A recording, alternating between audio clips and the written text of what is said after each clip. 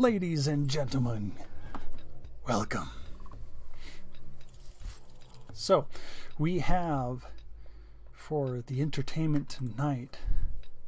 Oh, where'd it go? That's not showing up. Why is that not showing up? Hang on.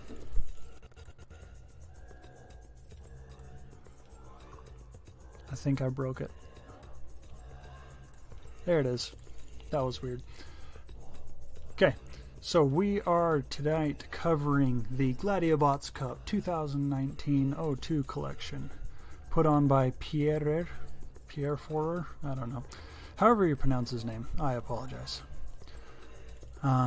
This tournament was designed what he calls the Swiss system.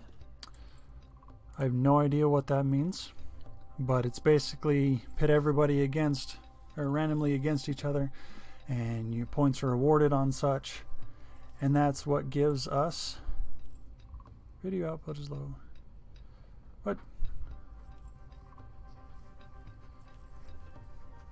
Hey. Hang on just a moment.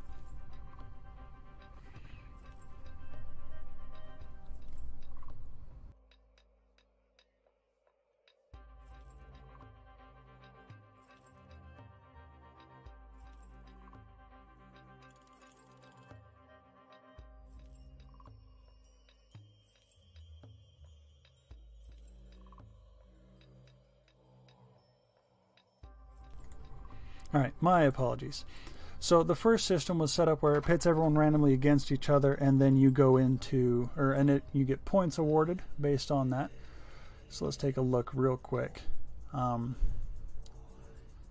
This is kind of how it turned out. Brockwurst was the overall winner of Swiss Group 1, and from this first setup, this determined who was in the last 3 rounds, which consisted of the top 9 players. So tonight what we'll do is we'll go over some of these matches. Hey look, there I am. And then in the end we will go through some of the highlights of the last 3 matches, if we have time. Hopefully we do. So let's get in here. Let's look at the matches from the top 7, or excuse me. Ugh. This is my first time. Go easy on me.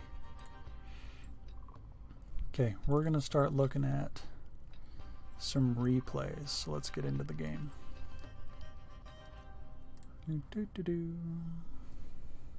That's the screen I want. Okay, so we're going to go into multiplayer. There's the replay button. Gosh dang it. 6, 5, 6, 9, 7.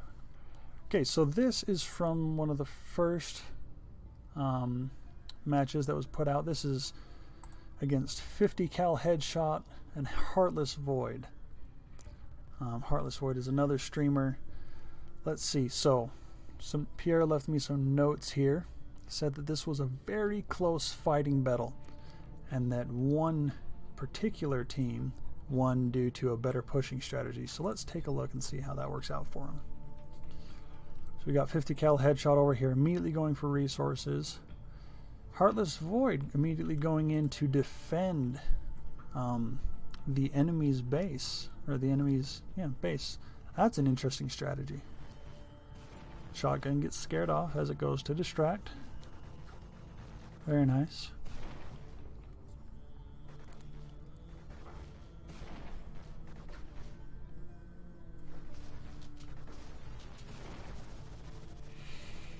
Getting into the thick of it here. I'm surprised that shotgun's not being targeted more. That's really interesting.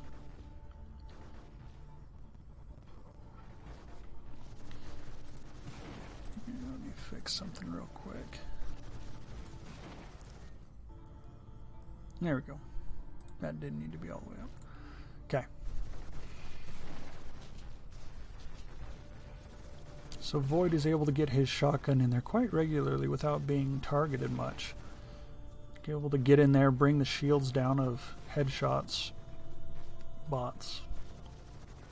Or at the very least distract their firing mechanism. That's good.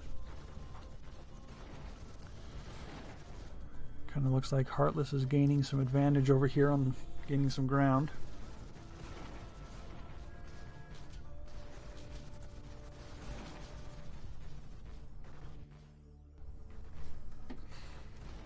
Yep, Heartless is definitely able to get more of a push in there, so I think this may tip his direction. He definitely has advantage on the board. So if we look at the whole thing, given that 50 cal headshot started here and worked his way to this resource, definitely kind of tied himself into a corner. What? Oh, that's right. Never mind.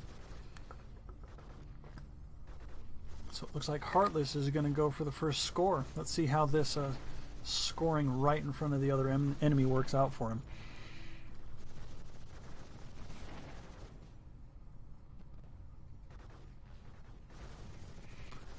For anyone that is watching live, if you notice anything weird in my audio, please let me know. I do have a new audio setup that I am tinkering with, and I spent some time early today making sure it would work, but in case it doesn't.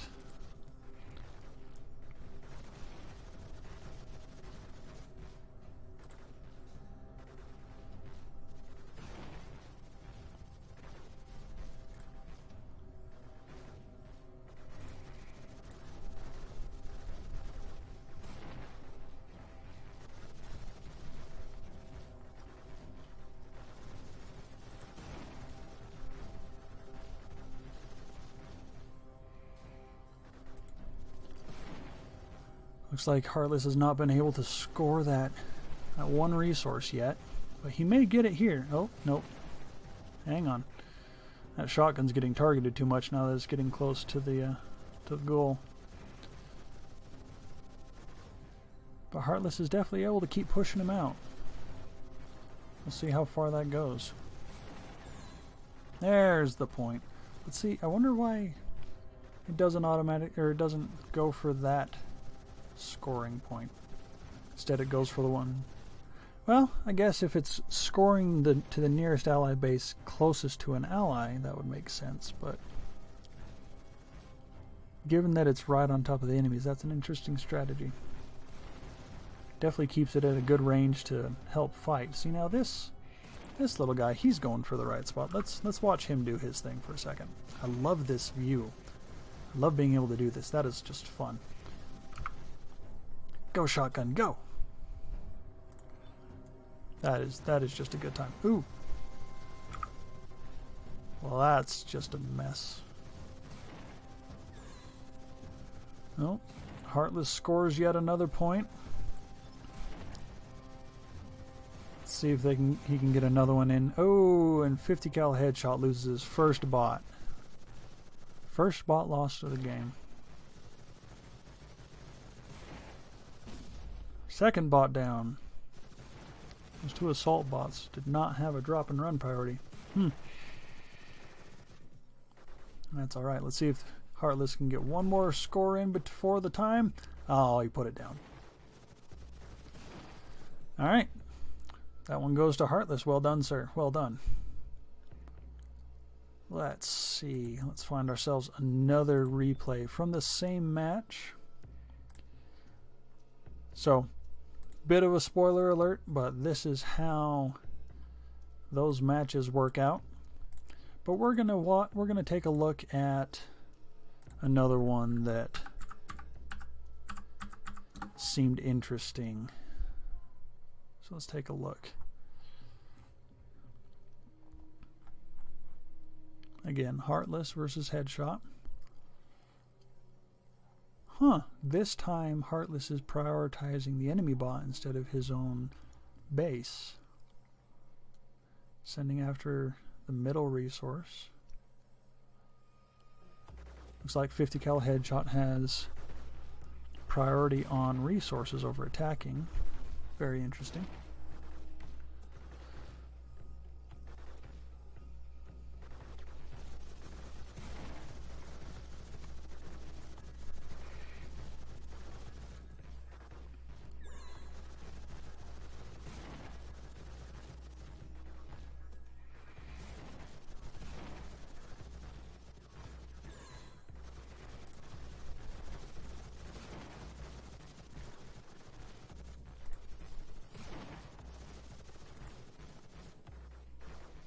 Looks like we're pretty balanced, pretty well balanced over here. 1-1 on scores. About to be 2-1 as Heartless gets that last point in.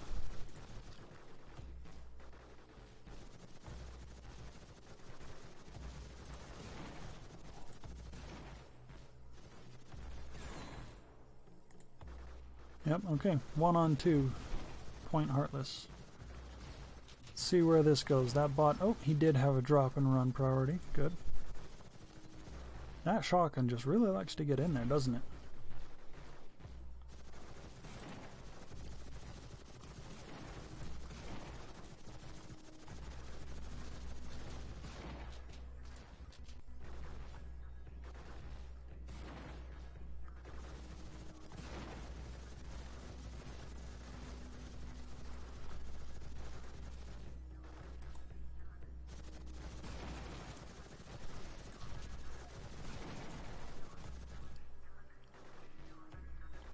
Looks like 50 cal headshots trying to take out that shotgun as it gets in close. Doesn't seem to be working, has a pretty good retreat strategy, but Heartless is definitely taking over the board advantage. Definitely pushed himself closer to the middle of the board, forcing 50 cal headshot back towards their starting wall.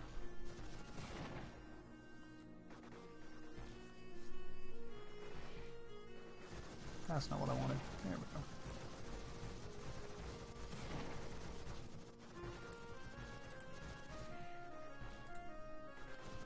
Wow, that shotgun just gets in there and draws attention and then runs. That's a very interesting strategy. He must have a counter on there that I do not understand. I've been trying to figure out how counters work. I'm not a programmer in any way, shape, or form outside of Gladiabots, which is why I'm still in Gold League.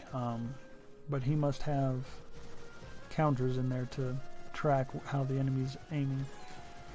Alright, 50 cal headshot ties up the score 2-2, and Heartless looks like that shotgun has a condition where at a certain health level it just goes into resource gathering mode. And that's definitely going to pay off here as it kicks the score up to 2-3. These three bots here in the middle are doing a pretty fair job of holding their own against headshots. 4 bots. Still 4 resources left on the board. Looks like Heartless is going to try and get as many of those as he can. We'll see how that works out for him.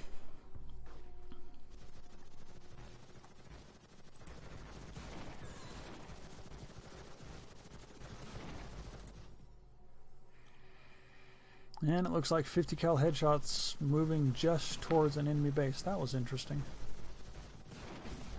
And first bot goes down.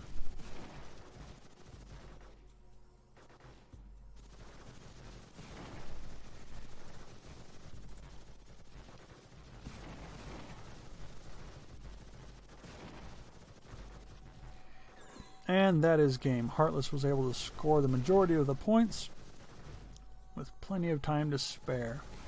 Well done, sir. Well done. So as you can see, this matchup was kind of one-sided. The rest of it goes along quite similarly. So let us move on. We are going to move on to the next set of matches between Teddy88 and Sincert. I have no idea how that's pronounced. I apologize. So, oop, that's not... There we go. Alright. Teddy versus Sincere. Let's see how this turns out. So, Sincere's not moving. That's an issue. You're not going to get far if you don't move.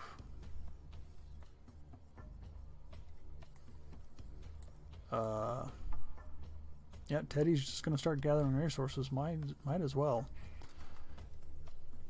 Because then, yeah.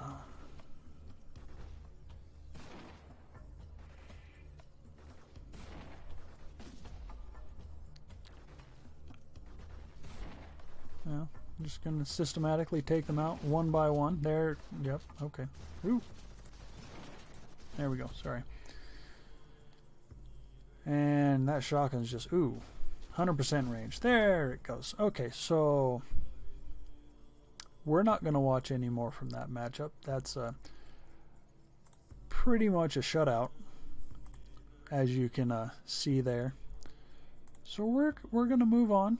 We're going to move on to the matchup between Momsimius and Federico Abriel. Let's see how this first one goes up against them.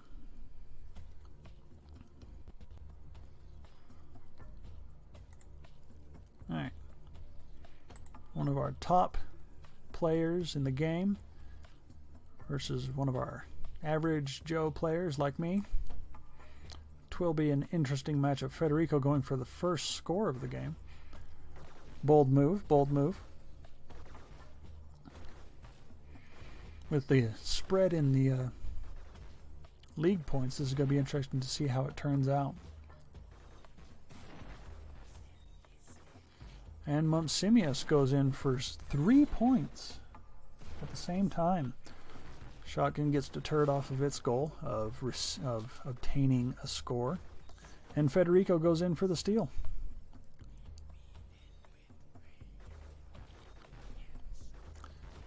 Mump about to score 2 points in one go. Well played, sir, well played. Federico about to score his second point of the game.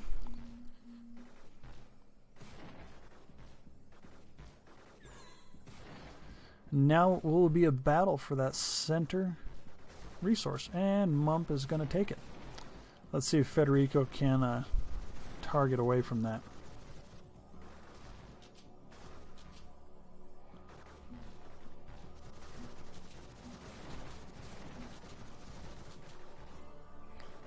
Looks like he was able to deter Mump away from that resource, but Mump was able to get it back. No bots lost yet.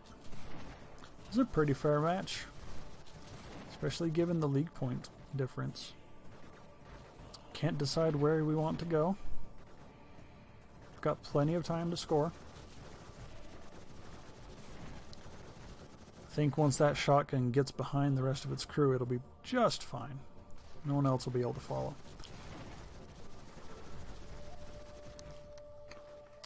And there he goes. He clears himself with the rest of his team.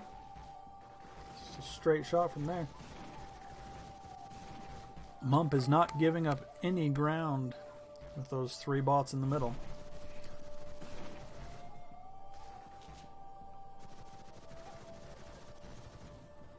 This is game right here. Pretty quick. Alright, given the spread, that was a pretty fair battle. Well done, gentlemen, well done. Let's look for another one.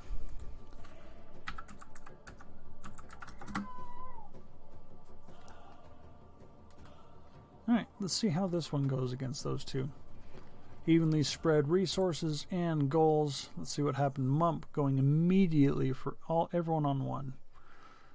Federico going just the shotgun for 1, and everyone else targeting the Mump's shotgun.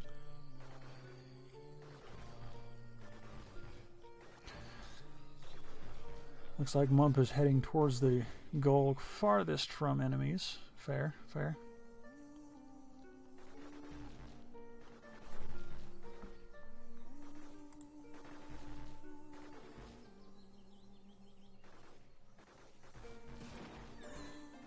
And there's the first score. And the second score of the game. 1-1. Looks like Federico's going to get another one.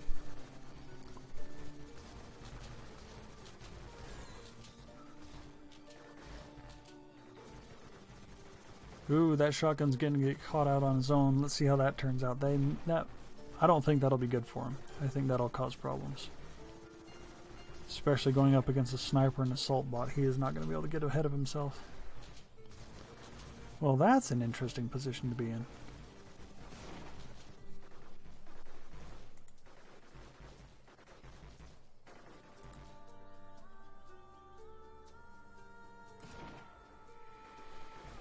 Yep, that shotgun's very, very much dead. Alright, and Mump is still down by 1, but has plenty of time to gather those last 2 resources. And, oh. Let's see what happens.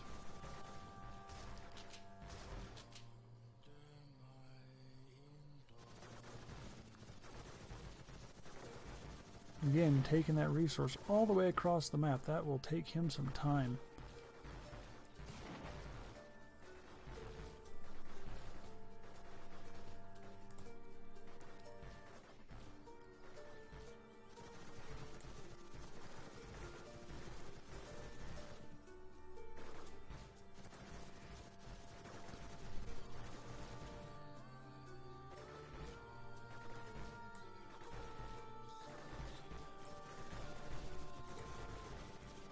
Mump bringing that second resource in. That shotgun was able to get that far resource in pretty close.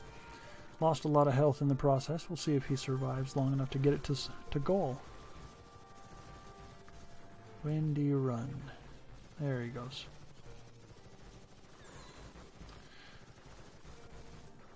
Picks up the resource again. Even split 2 to 2, and that shotgun is not getting targeted. Looks like he is going to be able to have smooth sailing as he takes it in for the win.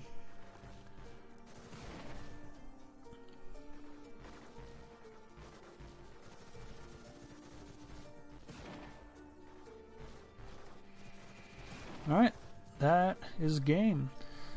Again, given the spread of their points, it is very impressive that Federico did such a good job against such a high-ranking player.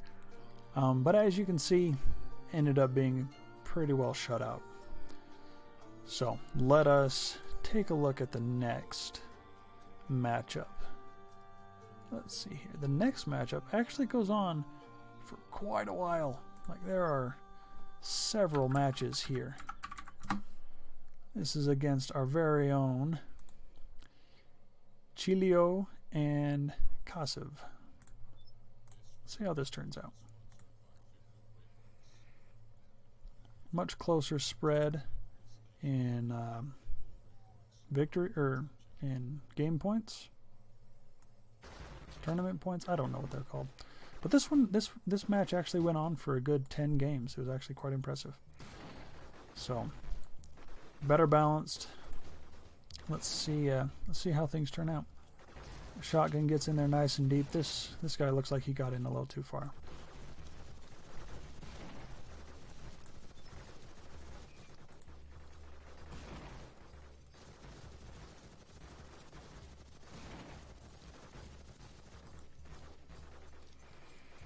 I don't know if that shotgun's gonna make it.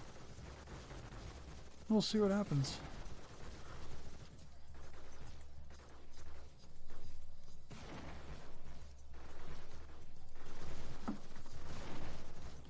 Is he just dancing at... He is. He's just dancing at long range.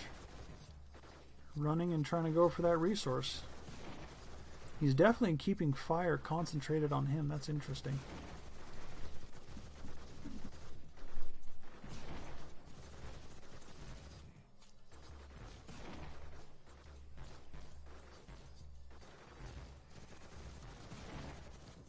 Kasiv just needs to pick up any of these resources and just go beep, beep, beep.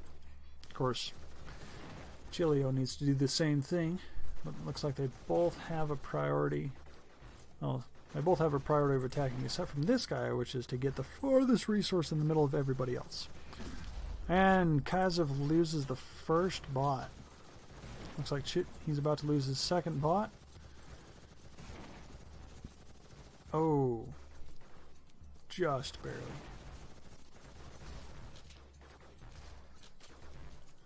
Let's see how the rest of that plays out.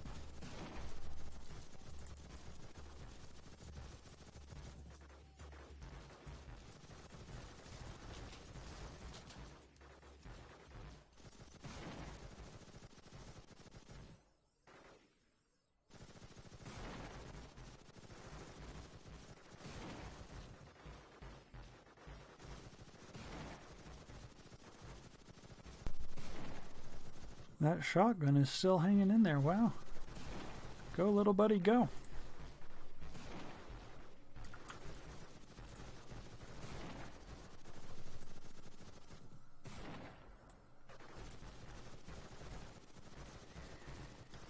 Cassiv finally goes in and picks up a resource. We'll see if he's able to hold off like that.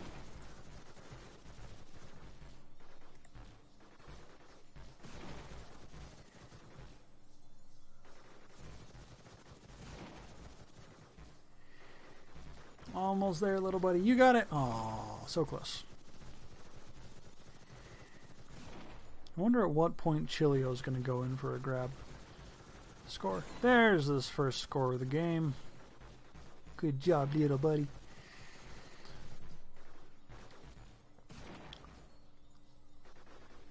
Where's he going to go for his next resource?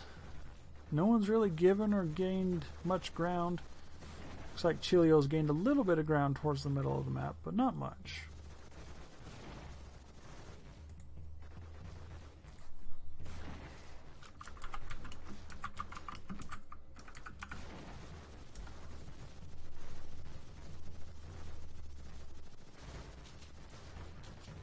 That shotgun has overextended his stay. One good shot and that'll take him out. Oh, he doesn't have the sniper. Never mind. I'm surprised he keeps wanting to go for the farthest resource, like the most unobtainable one, or unreasonable one. And Chilio loses his first bot.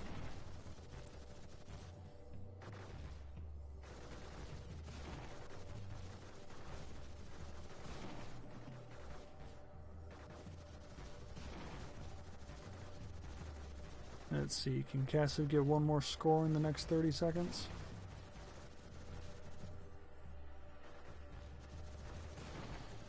I don't know, he's so close. Come on. Here, I'll push you. Just go in there.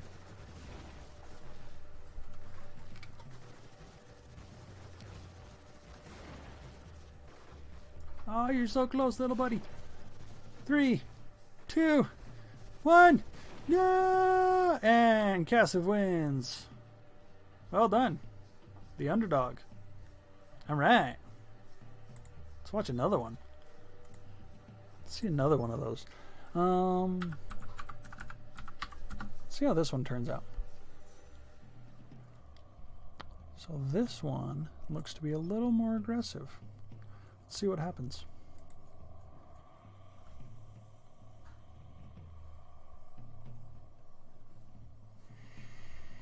Cassiv again going for the most distant resource for some reason. Be curious to know what their intent was with that condition, because it's definitely not the easiest. It's definitely one that puts you, especially in a map like this, it puts you at disadvantage to get back to your resources that are now on the other side of your enemy. Definitely not convenient. If anyone knows why you'd want to do that, shout it out in chat, tweet at me, something. Send me a message. Let me know why that would be a thing you would do. Well, that bot disappeared quick.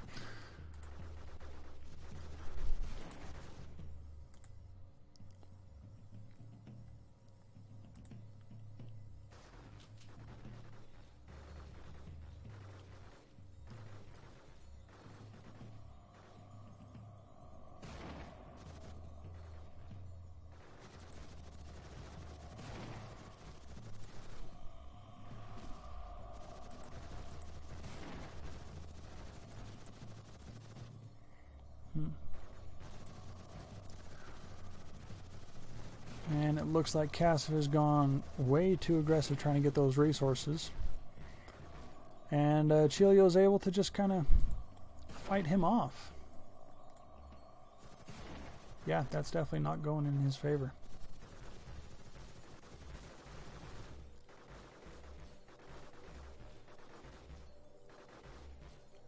Chilio's able to push Cassiv back, keep him at bay quite well. It's impressive.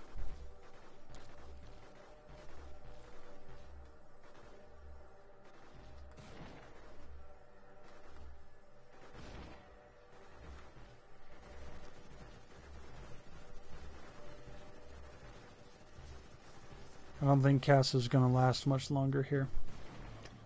And all Chilio needs to do is score one resource and take out those two bots. It'll be over.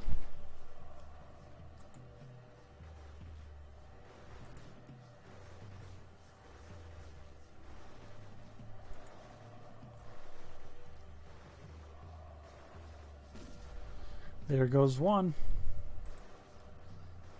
Finish him. There he goes. All right. Chilio goes in for the finish. Let's just speed this up for sanity's sake. Yay! Good job. All right.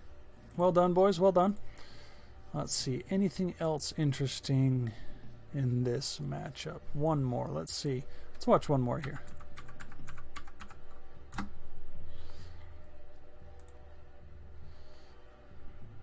Ready, go. Do do do do do do do.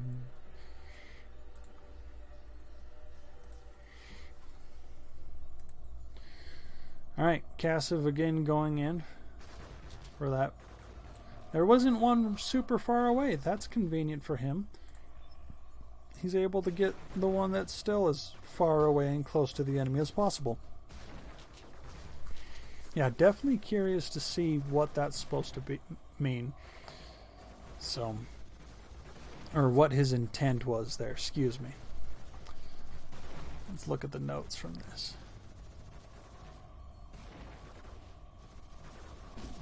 Well, that was really fast. Looks like Chilio is able to focus his fire quite well.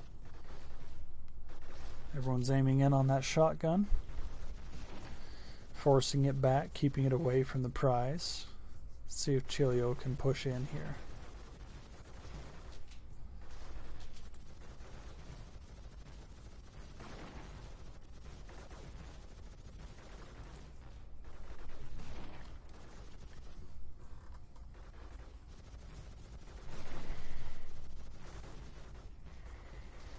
That shotgun's trying to get in there. He's trying to make a move on that resource. Doesn't seem to be working for him, though.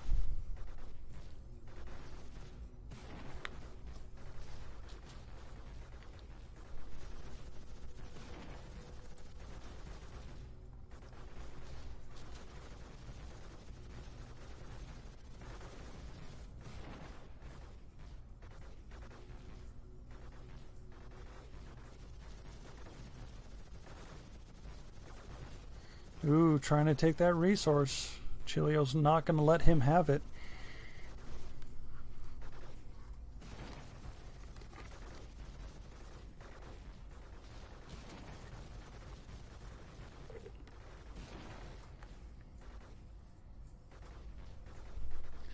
Hey, Dave Hooper's in the house. What's up, dude? Glad you could come join us. Thanks for saying hi. I apologize for all the dropped frames. I need to change my encoder settings to something a little less heavy. But you know what? I'm new to this, so this works.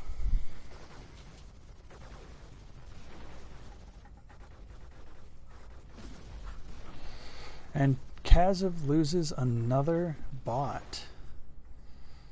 He has definitely lost the field advantage. Chilio's able to really push him out of there. Get those two bots in nice and close. Those guys are able to push Kaziv back, especially with the long load times these have and the quick load time these have. It's just a good pushing combination to just get them out of there. I think this is going to be a pretty quick end. They're getting what? They're getting within. Yeah, they're getting in at medium range. That's the nice hit percentage range. 55%. There you go. Yep. Chilio pushes him against the wall. No points scored yet, but Chilio will take care of that in just a minute.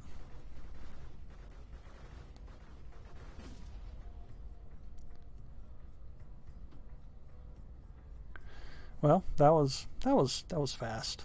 Well, no, it really wasn't. But there's plenty of time for Chilio to go in, score the resources, take the win. Even time for those last 3 bots. He could score the rest of those points almost. Alright. We are going to move on from that match real quick. This is what the overall looked like on that. Kasif came out in the end and won, clearly. But overall, surprisingly well balanced. So we're going to move on to the next matchup, which is between CLT and Tot Production. So let's take a look on that here. Hang on. Go.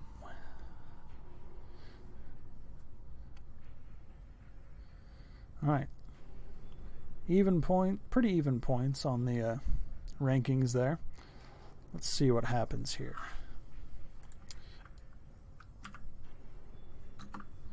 CLT going in for the first point grab.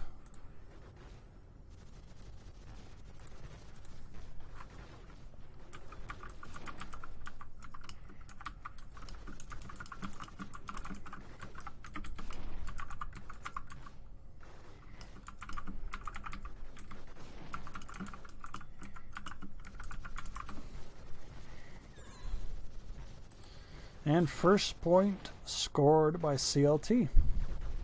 I'm going to call him Colt.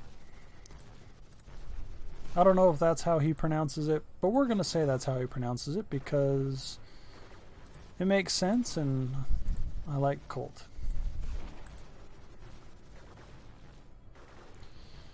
Looks like Tot Production is trying to get in there and score himself some points.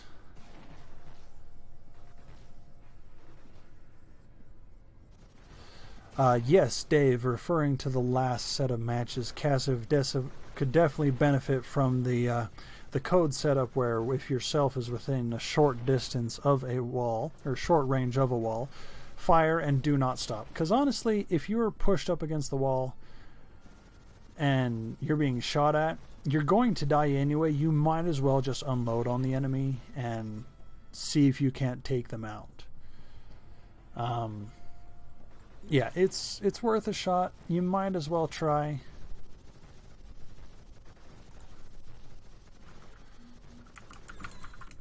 But okay, Tot Production takes a score here.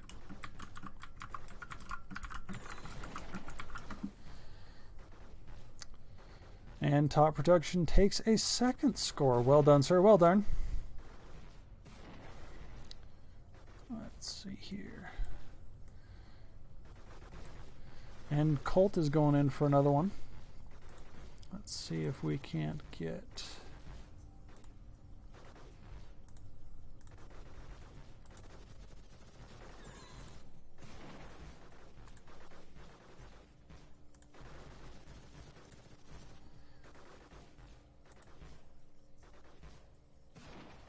Alright, we're going to see if I can't get one of my buddies in here. He actually does do some coding in real life.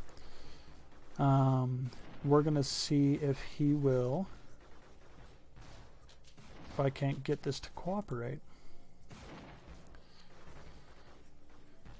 Looks like Tot Production is just going to sit there and... What is... You're both at short range. Shoot! Somebody! Very interested. We're bouncing.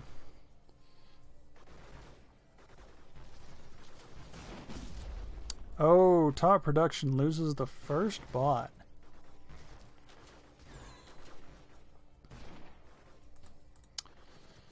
And that is the game.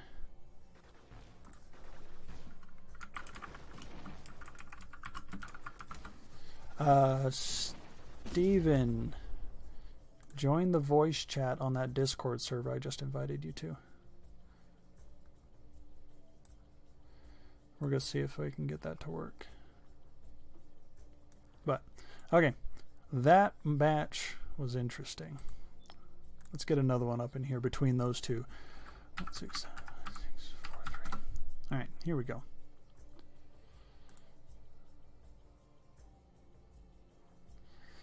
Alright. This one here. Let's watch for the push.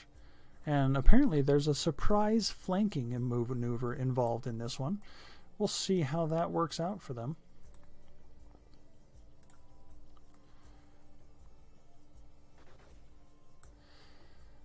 Colt goes in with the first attempt at score.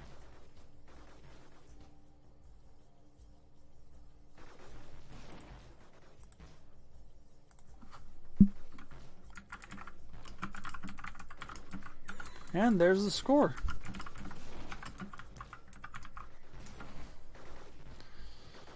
Let's see how Top Production responds to that.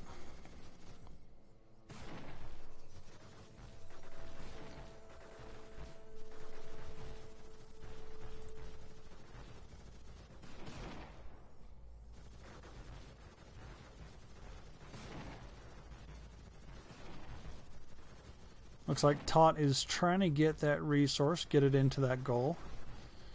We'll see if he's able to do so.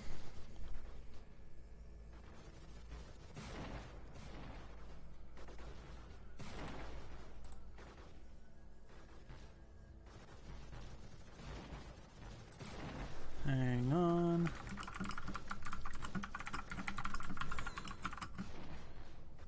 And Tot was able to score his resource. He has definitely got the better push going.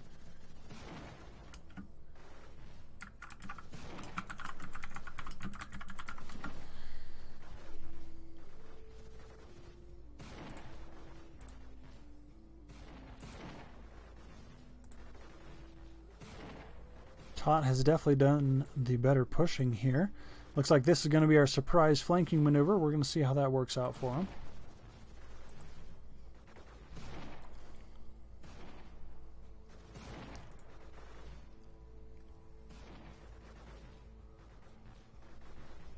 Yeah, definitely getting a surprise flanking maneuver from Colt. I don't think that shotgun's going to survive long. No! Wow, did I call it or did I call it? Shoot!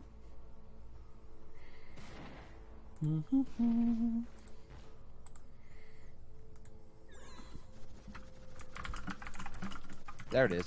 Ah, there! Oh my gosh! He's alive! Ladies and gentlemen, my friend, Steven the Wiz! Hey, Savage, how's it going? Oh, really loud. Hang on, turn down your input. Let me fix that. You know I'm really loud anyway. Yes, you are really loud anyway, but turn that down. Hey, Top Production wins. Is that a little better? Oh, that's so much better. Hang on, I can. Here's the worst part. Like, I've been watching, and that's why I wanted to join, because I think you're having a blast, and I'm having a blast watching it. Oh, good. But now, my video is like 15 seconds behind, and so I'm gonna have to be a little delayed on my commentary. But yeah, we could see how this goes. And you can just come over. You know, I could, but you know what I'm doing? What? I'm setting up my next day's or my next recording for my draft. So I was prepping for that. Plus, my microphone is pretty nice, as you were well aware of. Yes. Yeah, that's fair. Here, I can actually turn you down on my side. Oh, I can turn it down too a little bit if it's too loud. But well, it's probably just coming. A good shotgun script will pull up right next to a one-on-one appointment and go to town opponent. Yeah, Dave, that was definitely an interesting how those two just kind of sat there staring at each other. Okay, so let's see here. Looks like Colt just scored the first point, and Top Production is trying to respond in kind. He's picked himself up a couple resources, and two of his assault bots were going for the same one. We'll see how that works out. Yeah, Steven, if you want to go ahead and feel free to plug your YouTube channel. Tell people what you do. Oh yeah, well, I mean, right now I'm doing just Minecraft. I've been doing that Sky Factory. Not as interesting maybe for some as this Gladiabots. I thought about doing some Gladiabot stuff, but I really suck at it. He mentioned that I do coding. I do, but this Gladiabot stuff kicks my butt. So I've kind of not been doing it, but it definitely is fun. I like to see how they interact with each other. That's what the best part is of watching these battles. And as I was watching them with Savage here, it's like these guys are crazy on their coding. Getting it to be able to do this, I just saw the first score on that game. How far behind am I? The timeline on this current game is 3 minutes 4 seconds, 3 seconds, 2 seconds. I'm a minute behind. Yeah, no, I need to work on my encoder settings so that my stream actually goes through better. Yeah, it's kind of rough right now. I'm dropping frames quite a bit. It looks good though. I mean, oh, that's good. I'm watching it on my phone. So. Well, it is outputting at 1080, great. So I may future streams I may kick down to 720 just to save my computer some power. But I also have like 1,000 things open to run this stream. So yeah, there is that. Plus, and then on top of that, we've got Discord going. I've joined in, and you've got YouTube running. So yeah, I think you're handling pretty well. No, well, I appreciate that. So I'm going to be surprised by this ending. Yeah, no, it's going to be quite interesting. Looks like Top Production is going in for his third score at this point at 2 minutes 9 seconds. And there is game 3-1. Top Production takes the win. So maybe I will run over. Maybe see what the fam's doing and run over so I can be live. Just being a minute behind, I'm missing all of the action. Yeah, no, you're missing everything. But hey, I'm going to pull up the intermission here. So just real quick for our fans watching at home, Top Production ends up winning this whole thing 6-2. Does a pretty good job with his pushes. I'm going to set it right there. Give me just a minute. We'll be right back. Let me go up and see what the family's doing. And yeah, I think I will. Make sure nobody has a problem with that. Do I need to bring anything? Or are we just going to love on your Snowball? Okay, I have, do you want me wired or wireless? Okay, Bluetooth or old school? Okay, I can do that. So give me a minute and then I'll be over. So guys, I'm excited. This will be fun. This I think will be super fun. Because I'm watching and listening to you, I'm like, oh, I want to join. I want to be in there. This is going to be awesome. So, okay, cool. Give me 5 minutes. I'll be cool. All right, bye.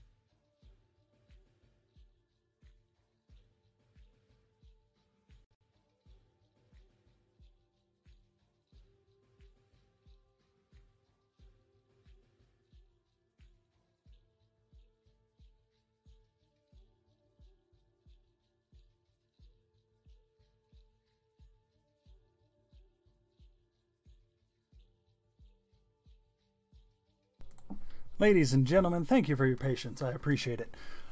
Steve the Wiz is actually my neighbor. He's on the way over to hang out directly and stream in-house with me. How cool is that? Yeah! Let's see here. Oh, my phone notified me. I am live. So glad. Let's see here. Let's get the next match rolling. We've had enough of an intermission here. Top Production versus Colt. Oop, not that number, that number. There we go. Let's see how this match works out for us.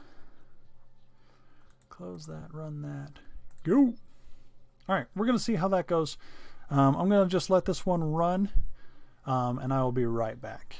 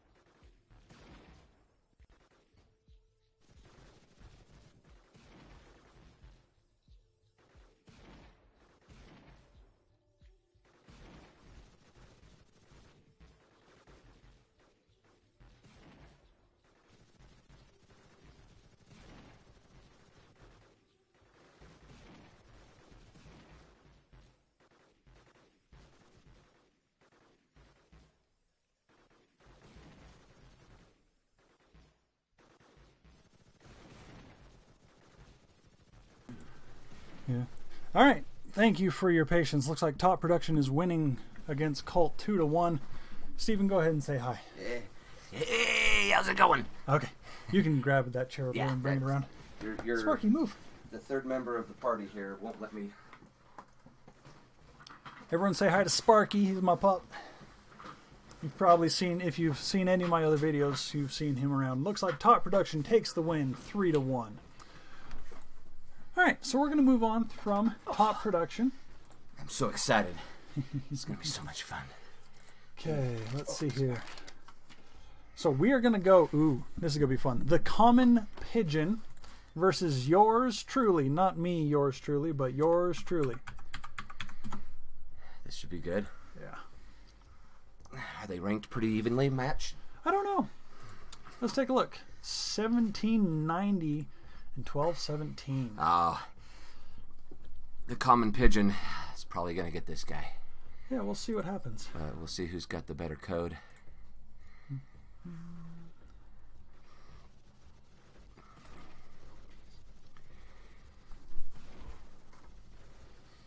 Let me just pull my remote back up. There it is, okay.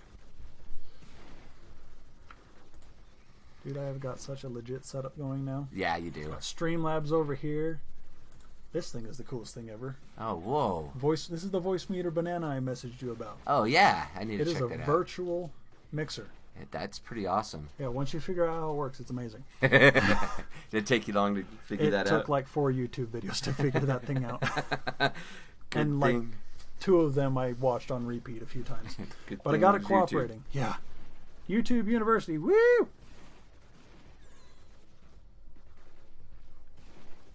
All right, looks like wow, that was some fast scoring. Common Pigeon takes the first 2, about to get the third. Yeah. That will win the game for him. Yeah, Common Pigeon's got this. What bot is that one? This one? No, not that one. This one? Oh, that's the sniper, right? Yeah. Ooh, dude, watch this. He's watch got this, some watch this. funky colors. Woo! Oh, I love it. Right? That's just the coolest viewing capability ever. Like, I need to get this on Steam. You really should. You really should. The developer has done an amazing job. I've played it on my phone. I do have it on my phone. I do enjoy playing it, even as crappy as I am at it. That's all right. You just need to play through the tutorials. I have been. I just... Oh, hey. All right, so going for scoring right off the bat. First one. It's interesting how many bots in matches that we've seen tonight go for the centermost resource first. Yeah. We've got our first score, yours truly. Yep. Common Pigeon's got 3 on the way, and that's gonna end the game. Yeah, the game's quick. over. The game's over.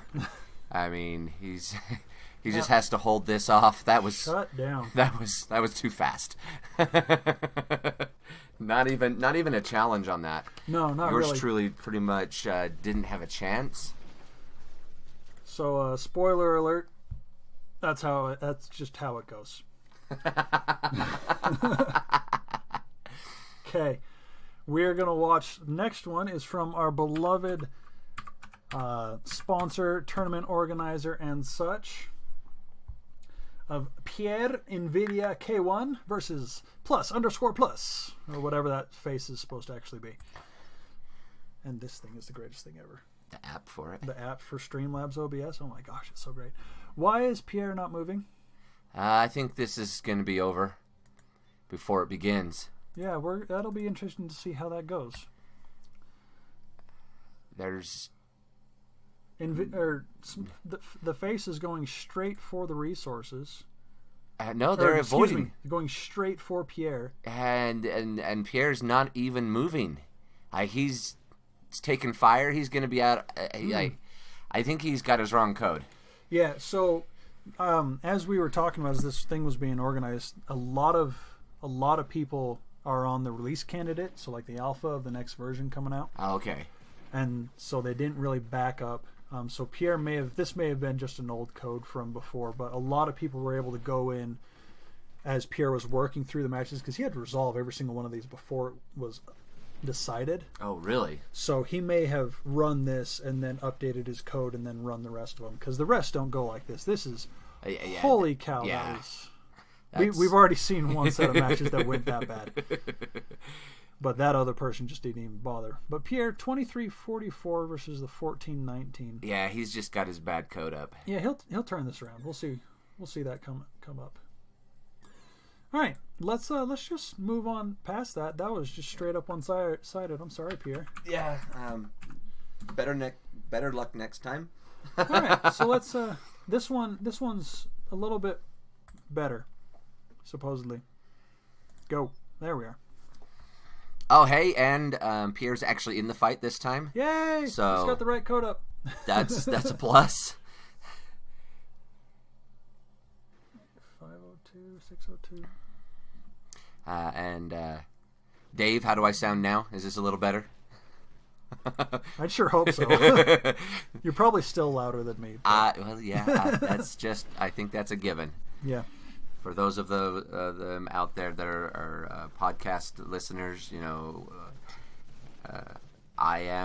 when I'm speaking, I'm generally the loudest, but our audio editor is really good on making sure that we're all equal. So I don't think I've mentioned that we do a podcast on here. Oh, you should. I should. That's something I bring up regularly on my YouTube channel. I know. So, so what we're talking about is the two of us, as well as Dave in the comments, have a podcast that we do. Dave is actually our producer for an actual play D&D podcast.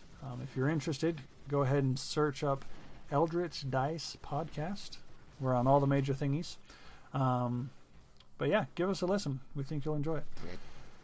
Pierre taking the first early score. Yeah, it's a little slower going than I thought he was gonna be. Expecting from score wise and point wise. I've noticed a lot of people tend to have their shotgun bot being the primary resource gatherer just because of how fast it can be. I've seen that, but also like primary bait also. Oh yeah, like playing that thing as bait. Yeah, that was an amazing job. They get that guy out there. He just darts out for that nearest or furthest away resource, and everybody goes after him, and he just kind of toys with them while the big guns get out and just annihilate everybody. Yeah. The shotgun's got some pretty good power behind it too. If you get close enough. Yeah, once you get in range. That's the problem. That's the biggest problem with the shotgun.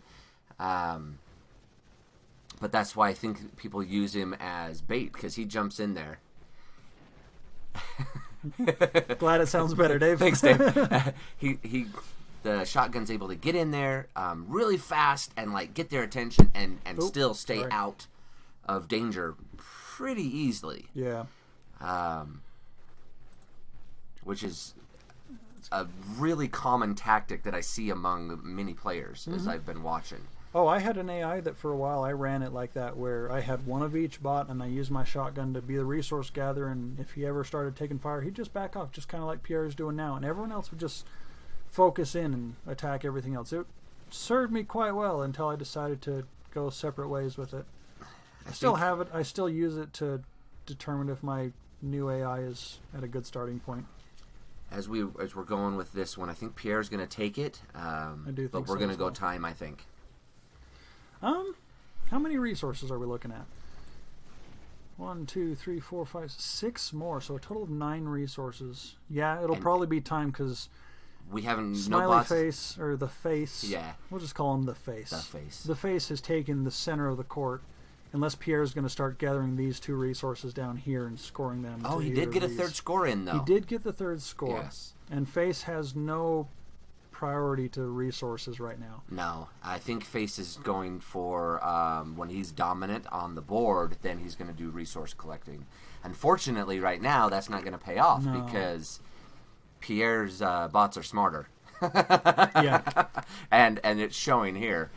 I don't know what that move by the shotgun was, but that was interesting. Yeah, I don't know. He probably did pull him away. I could see that. I could see it being that as soon as he's not targeted, he recognizes that, so he gets himself in range to draw the target and then runs away. Yeah. Which is a smart move. It definitely keeps the rest of your bots safe. Oh, yeah. And it looks like Pierre's going to get his 4th score here. He just needs this and that. Why am I pointing with my finger? He just needs this, and then he just needs this. He just needs those 2, and he wins. I don't know why he's going for that one now. That's again, draw fire. Draw fire, like we had already discussed. Yeah. There he goes. There we go. Because we're down to our last. He's probably got a time limit. Why is he going way over there? It's the closest one. Was it? It really was. Yeah. Oh, it didn't look like it. We can back it up and see.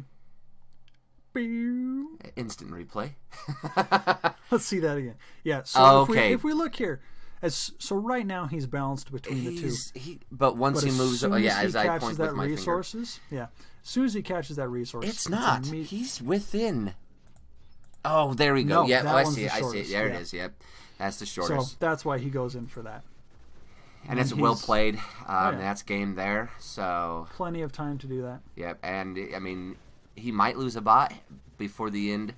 No, that's point game. Means game. Yep, because his sniper was close. Yeah. All right, let's go ahead and take a look at the overall for that match, or for that matchup. Pierre won out 6-1. Pretty well battled. Looks like he only lost because of that one where he had the wrong code loaded in. Yeah. Fair enough. And that's expected with the scoring as they were. I would expect that. Yeah. In fact, the one loss is, like we said, code-wise, that's the only reason. All right, this next setup, we are going up against some of our top players, Milk Hunter and Brockwurst. I like the name. Right? These guys are pretty cool. These are some of our top contenders. We're only 2 points different in scoring. 32 grand. Look at the game. 3,200. Okay, balanced map, balanced I like resources. our board. So this we're is 3-1, 3-1. Most of our resources off to the right, or bottom of the screen. This is going to be interesting to see, given how, because I've look seen at those shotguns go in for the kill right off the bat. I've seen how much competitors, like how big their codes get, and my goodness, they get big. That's insane.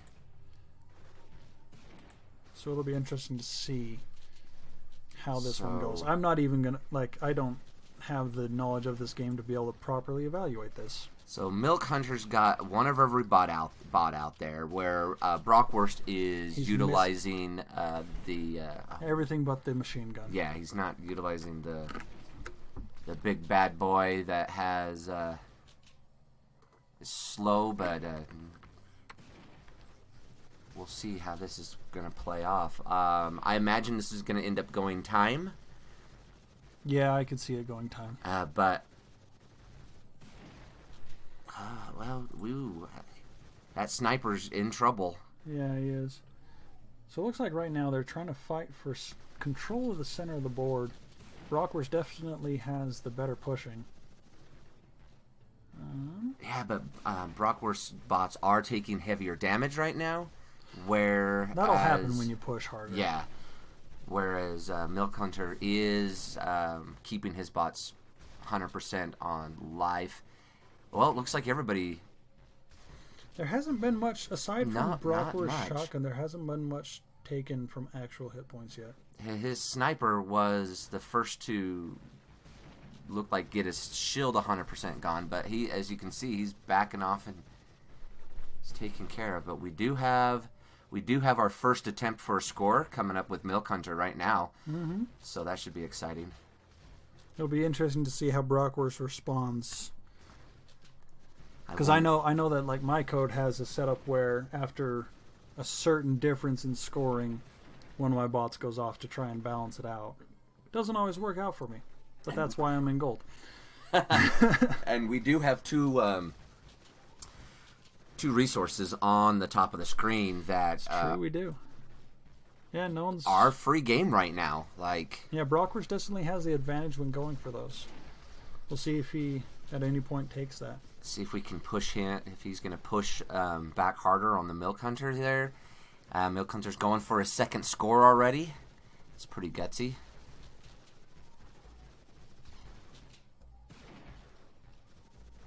This is a pretty even match.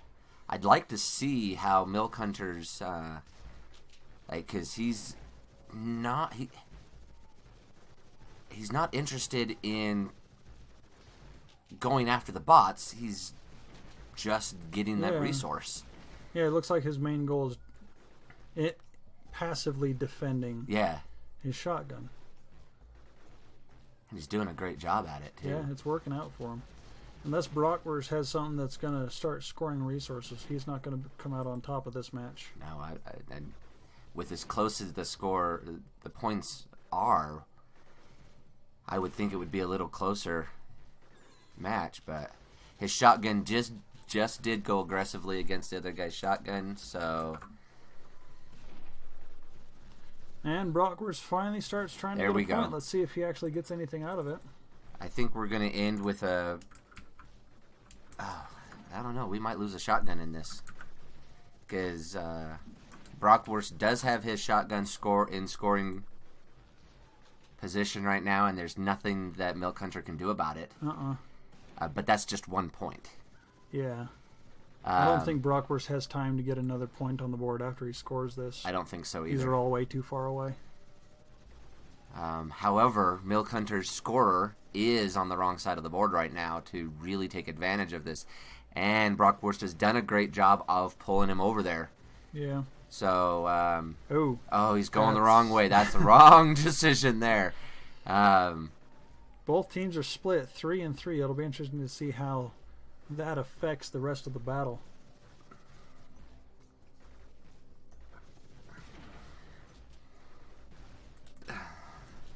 As we watch this play out, I am impressed with your new keyboard. I like it a lot. It's so cool. I love it so much. It's probably unnecessarily loud for a stream. Well, I mean... we lost our first bot. Milk Hunter takes one down. Oh, there's two down. And but he still wins. He had those first early scores. Those early points really are what gave him that round. That was well played. All right. Let's watch another one from those two. See how this goes. Boom. Ooh. Very interesting. Oh, wow. Okay. Your goals are on opposite sides of the board. This is definitely going to be a battle for the middle. Yep. Both shotguns right off the bat jump out into the middle of the board. Looks like... it's hard. This is going to be fun to watch, to see who can grab that center and hold on to it. Yeah. Snipers are off the sides as usual.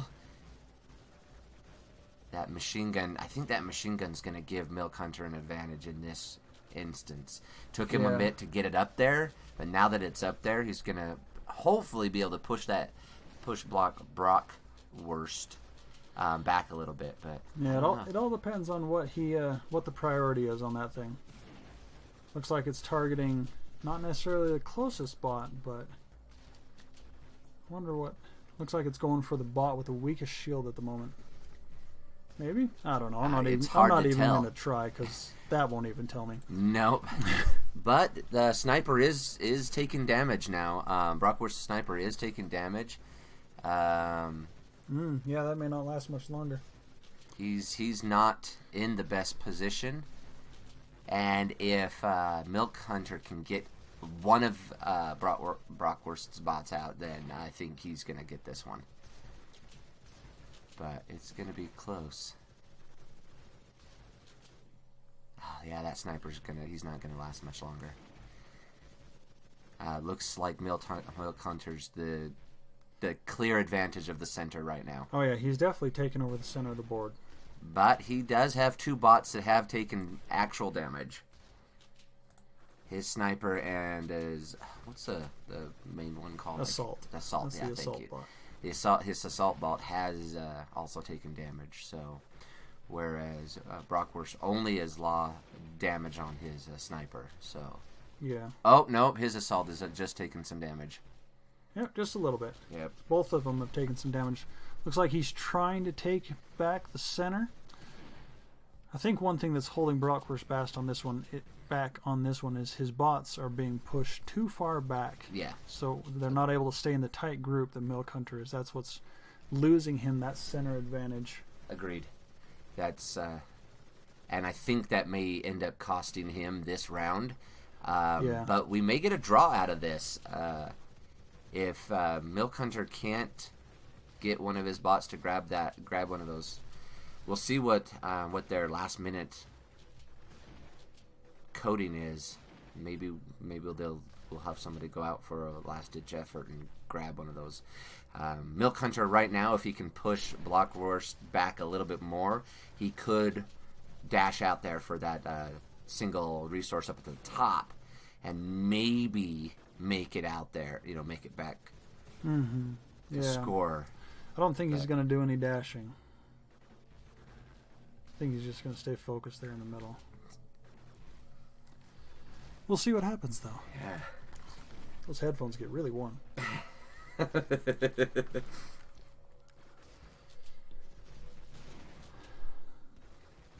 Alright, looks like Brockwurst is getting himself back into the middle here. He's been able to put down enough damage on Milk Hunter. Oh, there it is. There's the breakaway. He's going for it. Will he be able to get around into one of those bases? Definitely drawing some targeting, that's for sure. If he can... Oh, there goes the shotgun. Let's see. Things about to get interesting here. Yep. Milk Hunter. Oh, he's pushed him. He's pushed him back. Very interesting. Milk Hunter doing a little dance. Oh, whoa. Oh, Milk Hunter's going to lose his shotgun. Ah, that was close. That was really close. This is where the code gets really tricky, because there's got to be 1,000 conditions going on for just these two interacting here. Yeah. They're constantly checking that I cannot begin to fathom how they program that. My goodness. Oh, he's got his backup bot going in. anytime I start thinking about that detail of a code, I break it. Oh, we're about to lose. Brockwurst is about to lose a sniper rifle. Yeah, but we're 15 seconds. We're not going to lose a bot. Is this going to draw? This is going to draw. Really? Yeah.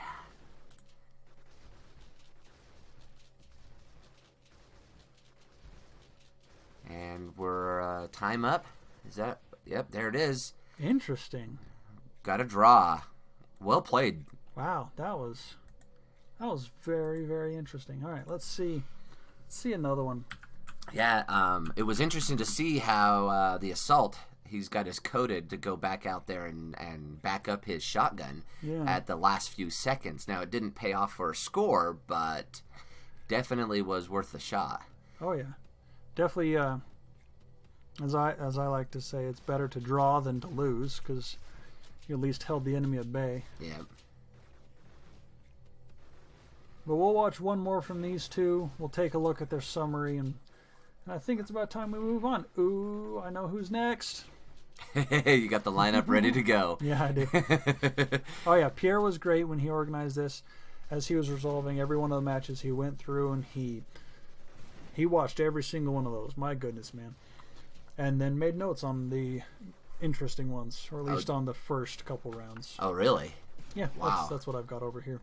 Oh, okay. So, yeah, I've noticed your notes that you've been looking at. Yeah, and he's actually got them up on, so if you go to the tournament page where this was organized, he's got it all, he's got the wiki link to where he actually wrote it all up, so you can go in and you can watch any of these matches that we don't cover for yourself, look into detail of what went wrong. So any players that may be watching this stream or the video at a later date, you can go watch, or you can see, not only did you see all the things in your Gladiabots game, those all show up there, but you can also, anyone else can go back and look at those games. They are all linked there, not only in the wiki but also in the tournament page. Looks like Milk Hunter may have changed his code around a little bit. His assault is in serious trouble. I don't think it's going to make it. Yeah. And at that point, losing a bot, especially this early in the round, that's going to definitely cost him. Well, this early around, and especially when you're already pushed off center. Yeah, because Milk Hunter definitely has the disadvantage of the field. Yeah. So it'll be interesting to see how that plays out. I don't know what he was doing, because it didn't seem like, I think maybe Brockwurst was just targeting the assault a little bit more. Maybe. It didn't look like it was anything out of the ordinary. I was also looking at your notes more than this, but all of a sudden I look over and his assault is like halfway down and is just taking damage. I'm like, whoa, what's going on over there? Yeah, right? So, looks like Milk Hunter's slowly gaining back the center corner advantage. Trading equal blows. Is this going to be another draw? I don't know. You've got the stats already. You could look it up. I do have the stats, but I don't want to give it to anybody. Give it away to anybody. We've got 2 minutes and 13 seconds, so we can wait to see. Yeah, plenty of time to see what plays out. His sniper's taking damage too, man. I'd be interested to see how much code he changed between these two battles, between that last one. And if he didn't change anything, why this one's, in my opinion, performing poorer than the previous match. I would just like to see a screenshot of either of these guys' code. Oh, gosh. Because it's got to be, like, even if you zoomed all the way out and took a screenshot, there's no way you'd be able to zoom in clear enough to be able to see the details and copy it. It's just... Goodness gracious. And I imagine these guys have maxed out lines on this too, because didn't recently the code max get lowered? Yeah, right? Pierre? No, the Overlord, what's his name? I don't know. GFX47, I think. I'm so sorry. I should know that. I do know that. I don't know why I don't remember it right now. But yes, he did go in and he did set a new limit on... and Brockwurst breaking away for a point here. Ooh, he actually stands a chance at this one. It looks like this one's going to be Brockwurst's game, because Milk Hunter's going for a score as well, but he is the bot. They're getting in the way of each other. Gotta love that. Are we gonna get another draw? Milk Hunter was the first to score, but we're in draw fashion right now. Brockwurst has a clear shot at resources. He's able to get that, and Milk Hunter's not able to get that resource. He's got plenty of time to get that resource. Looks like Brockwurst is gonna take this. Why? Really? Yeah, I don't know why they sometimes go for. We lose our first bot, and that was a dumb. That was dumb. I don't know why the program decided that was the option to go. Yeah, it looks like he did his last-ditch effort of time. Brockwurst it is. Yep. Congratulations, Brockwurst. And you almost... you did. Brockwurst completely annihilated Milk Hunter right at the end. All right. Well, since there's a lot of battles between those two. Totals out. Brockwurst 6, Milk Hunter 5. Very well balanced, gentlemen. Wow. Very well balanced. Well done. Well done. All right, let's move on to our next one. This one involves yours truly, and by yours truly, I mean me. Yay! Hey, Savage. Yeah, I thought I'm gold, but I still figured, you know what? This will be fun. So, Savage X89 versus Renato. He's got a little bit higher level on me. Not much. Not much. I've been there. I think my max is like 1240. Okay, that's close. Boards, interesting. Yeah, that's an interesting layout. So since I know about my own AI, I wonder if it'll actually show it. Oh my gosh, it will. So here's the current AI that Savage is running. So I have a different AI for each individual bot. Sniper's very simple. Honestly, this one's quite simple as well. It's got some time conditions and other such things. But we'll see how that plays out. Ooh, first kill. Quick. Nice job. I have every single one of my bots set up to where, so long as conditions are met properly, if I am attacking a bot, I do not stop. Unless, say, like my health runs down real low. Oh, it's second kill. I think this one's going to be your Savage. I think so as well. It's not going to go well for Renato. No. I don't have a scoring as a high priority kill until a certain timeline hits or a certain advantage in the team hits, which is why you now see my machine gun is actually the main resource gatherer of my AIs. The nice thing about using the machine gun is his speed does not change at all. So he picks up. It doesn't. I never noticed that. Yeah, you pick up a resource and he just ticks along. I don't know what you're doing here, but that's just some collision. that's potential problem. The out of range dance. But it looks like your machine gun is going to do the rest of your scoring, and his sniper doesn't have a chance. Well, let's just fast forward. Yeah, that's. Will I score? Score win before knockout. Very cool. Awesome job. I'm proud of myself for that. That was well played. All right, let's see. Especially with somebody with a little bit higher level than you, so. Let's see how this one goes. That's not the right. What? Hang on, I typed in the wrong number. Is that music coming from your headset? Yes. Oh, okay. There it is. Okay, now we've got the right battle. Okay. We're going to see how this one plays out.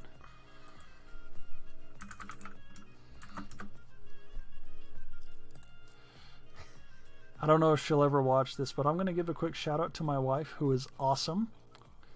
She is currently taking care of a fussy child that is recovering from the cold, and I spent the day helping her take care of the boys, and once the older one went down, she was kind enough to...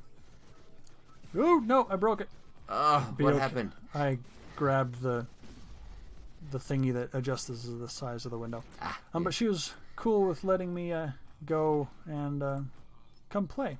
All right, so this is something that I have trouble with in my programming. Let's see. So he has gone down. He's going to run away.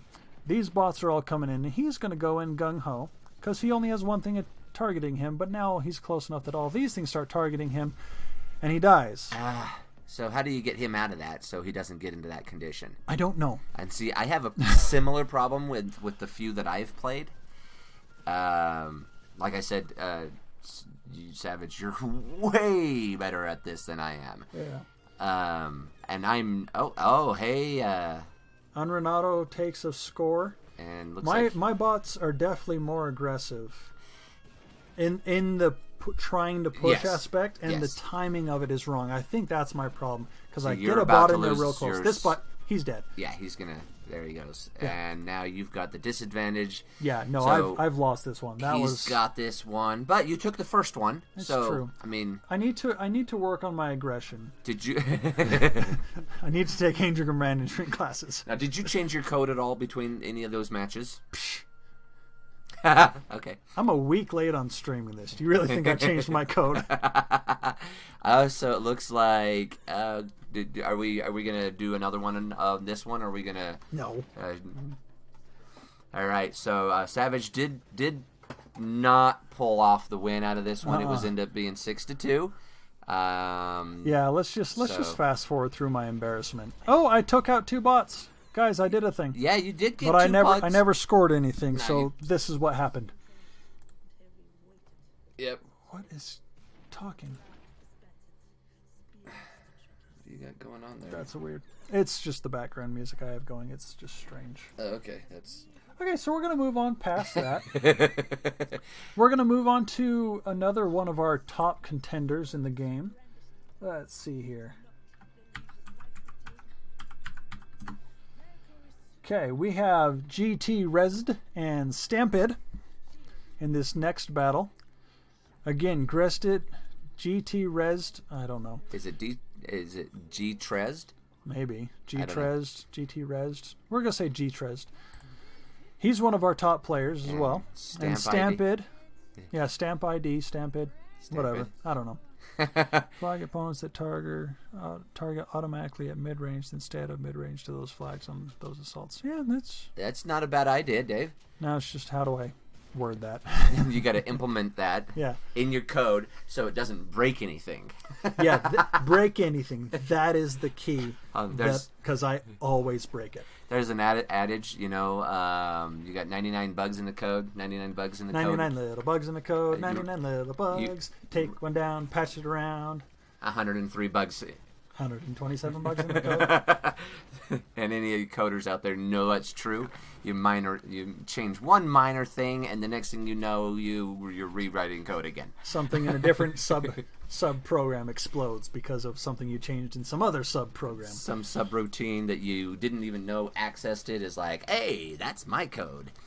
So this is actually the last matchup of round 1. So I don't know if we're going to get through we won't get through everything tonight. I don't know if... Oh, and there are a total of 6 rounds. has gotten our first kill. Just a little over a minute into the round. And looks like the Stampid, or Stamp ID, not sure. Stamp, yeah. Well, it looks like he was going to lose his sniper, but he still may end up losing his sniper. So, I'm changing the color of the bots. Is that like a feature within Steam, or is this... No, that's part of the game. Oh, is it? Really? Yeah. Did you not know that? I did not know that. Oh my gosh. We've got our first score, and he's going for a second score. It looks like this... I think GT Resd is going to take this one. He has got the pushing down. Stampid is lasting quite well. That shotgun is just right there. Why did he not shoot? I don't know. Timing must have been wrong. Well, yeah, Stampid's still there. That's surprising. He's holding in for the difference between the ranking. Like the fact that he's still got 3 bots there. Yeah. That's props. And what is his shotgun doing? It gets like right up there and doesn't fire. Yeah, I don't know. I feel like there's some bad code in there. Oh, well, that was quick. Yep. So just for the sake of brevity, that it just kind of finishes out like that. All right, so that is the last match of round 1 of the Swiss system that Pierre put out for this match. Again, Swiss system totaled out like this. Brockwurst took the first place. Barely lost anything. 12 points. With Milk Hunter. Yeah, Milk Hunter was his best competitor. And not surprisingly, Milk Hunter takes second. So pretty given people's rankings in the actual game, not surprising at all. Myself took 16th place, honestly, better than I thought I would. Not bad?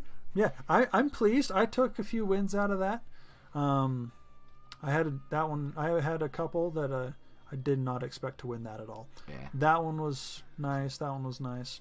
So overall, pretty good. We are going to move on to the top matches. We're going to just look at some highlights from some of these. Now, I don't have notes on these. So we're just going in blind. We're just going in blind. But let's jump over to live. We're going to show Steven how you can change the graphics for your bots. You go to Team Setup. You pick one, you hit Edit and Customization. You change what type of pattern you want it to have. You have to unlock all these with points. And then you can pick patterns for different... There are 4 different slots. You can pick the pattern that goes on a given slot, the color that goes there, and you can make it as nuts as you want. That's... pretty. I've not played around with that. And you can hit the shuffle button for each individual one to see what kind of crazy combos you can get. I think there was a shuffle button for the main shuffle. Oh, look at that. That just shuffles between these 4, I think. Oh, okay. But yeah, and then you can unlock the pants that you put on your thing. Oh, did I actually? I didn't want to change that. It looks like you did. I want that one. I like that better. There we go. I like the carbon fiber look, but I like this metal look. Your bots do look pretty nice. I have a thing with OD green. Can you tell? No, not at all. It's not obvious at all. Okay, we are going to go into our first match between Heartless Void and Kaziv. Good names. Good names, good names. Looks like we're evenly matched, fairly, from... Ooh, shoot! Whoa! Sorry. I don't mean to grab that. He's getting crazy with his mouse over here, folks. I didn't mean to, I'm sorry. So actually, Kavis is 100 points behind, roughly, on the overall scoring or ranking. Looks like he's holding up pretty well. They're both trying to get their shotgun in there for a score. Why, Heartless, why is it going for the outside? Why? Why? What is going on here? This I don't know, but crazy. I think Kaziv is going to take the first score there quite effortlessly. What? Yeah, that was a quick score, but... Oh, Heartless is going for this one because it is right on top of a resource. Yeah, but... I don't know why... Oh, wasn't Heartless the one that had the bot that would go in there and try and draw fire? I think that's what he's doing. Was that Heartless? I don't know. A few people have had that. Yeah, we've had a few. That shotgun keeps... Like, I wish that shotgun could make his mind up. No, that would be too easy. Because he finds one that he likes, and then he like starts on it, and then he runs away from it. So, yeah. But Heartless does have it was in scoring position of 2. However, Kazvis, I don't know, has scored twice already. So looks like if Heartless can get his 2 bots to score in, this might be. There it is.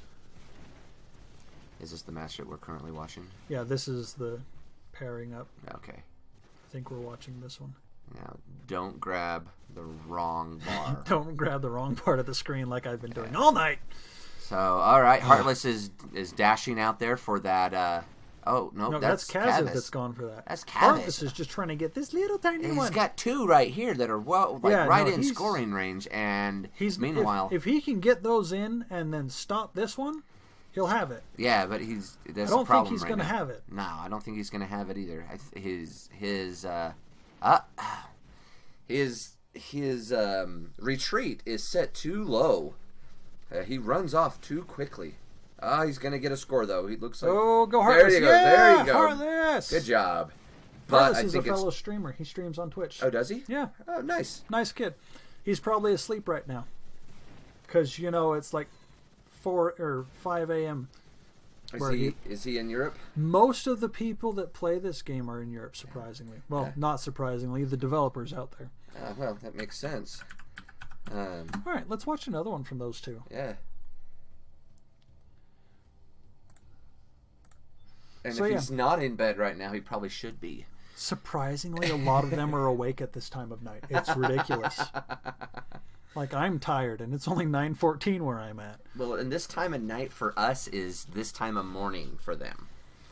Because they're 7 hours ahead of us. So, I'm so sorry, 7 guys. or 8 hours ahead of us. I So, think they're on UTC 1, we're UTC 7. yeah, so that's +1 and we're -7. Oh, shoot, So that's right. So that 8-hour means difference. Yeah, because that's the world I live in. That's right. Because you yeah. call people at obscene hours of our time. Yeah, it's lunchtime, their time, but it's way early in the morning here. Yeah.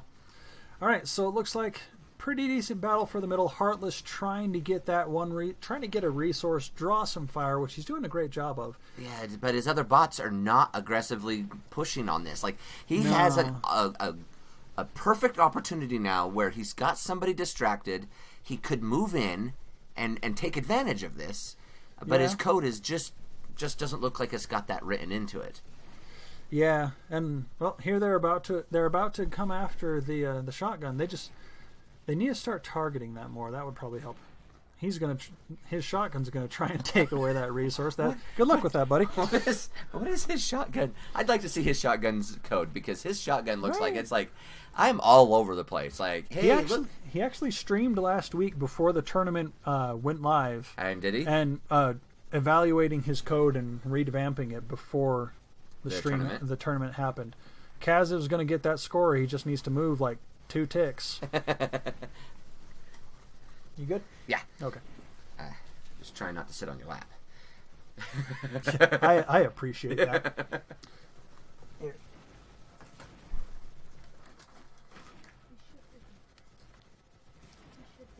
Okay. Yeah, absolutely. Thank you. I love you. Again, guys, my wife is awesome. Not much changed in that. They're still kind of. It looks Still like fighting. Kaziv. It has the advantage right now. He does, but he can't get that one resource in. I think that's gonna. I need to go back and watch some of Heartless's videos then, because like I want to see what his shotgun is supposed to be doing. Yeah, because he's obviously good at what he does because he's in the 1500s. He's got a nice score, but yeah, it's just a matter of. It's so weird taking my headphones off when I'm recording anything.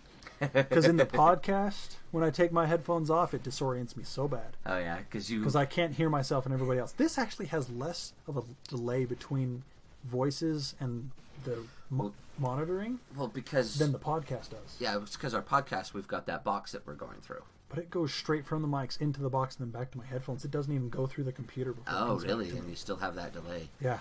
Huh. It's weird. That's interesting. Okay, so this is interesting. Kaziv has lost ground with this resource. It has been carried away from the goal. Wow, that takes. It's definitely something interesting. It's like a quarterback losing 12 yards, which can happen. I think.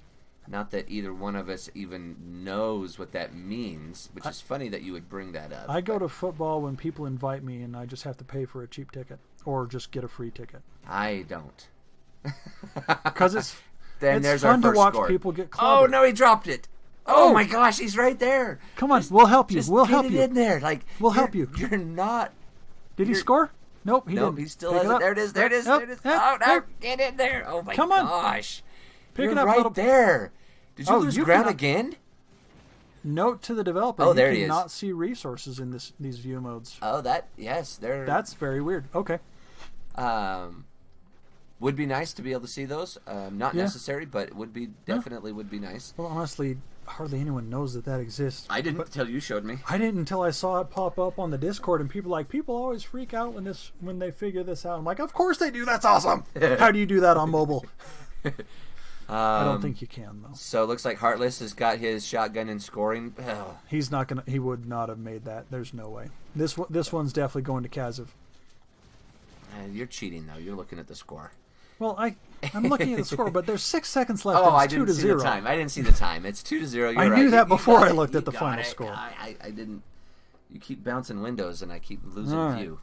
This you is how need that a third window. I have a third monitor. I just need the right cord to plug it into my thingamajigger. Yeah, because I really want to and put it up on, right yep. there. Yep. Yeah, That'd be perfect. Right. Yeah, one day. Yeah. One day after graduation. All right, so this is how the rest of that goes. We're gonna move on to the next set of matches. Let's see here. This one's gonna be between Kaziv and Stampede. Again? 6-1. We just saw that. But this is in the final stage. That was during the Swiss. Okay. Swiss mode. This is the last little bit. So, right. Kaziv versus Stamp ID. Be interesting to see if any of them changed any of their code. Right. So is this our outcome there? This just what? No, our outcome's going to be over here. Okay. Wow. Huh. Okay. Let's see that play out. All right. Yeah, so Stampede immediately going for some resource gathering. Let's see if he actually makes it.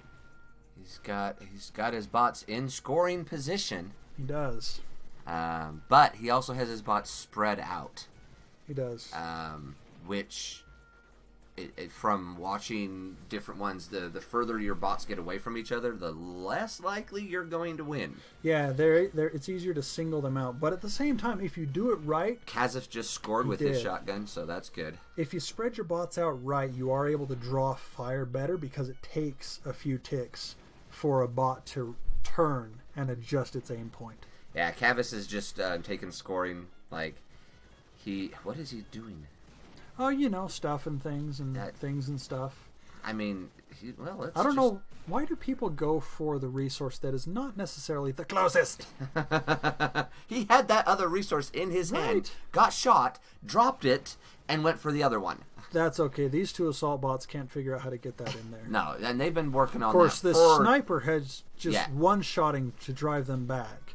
So I think, again...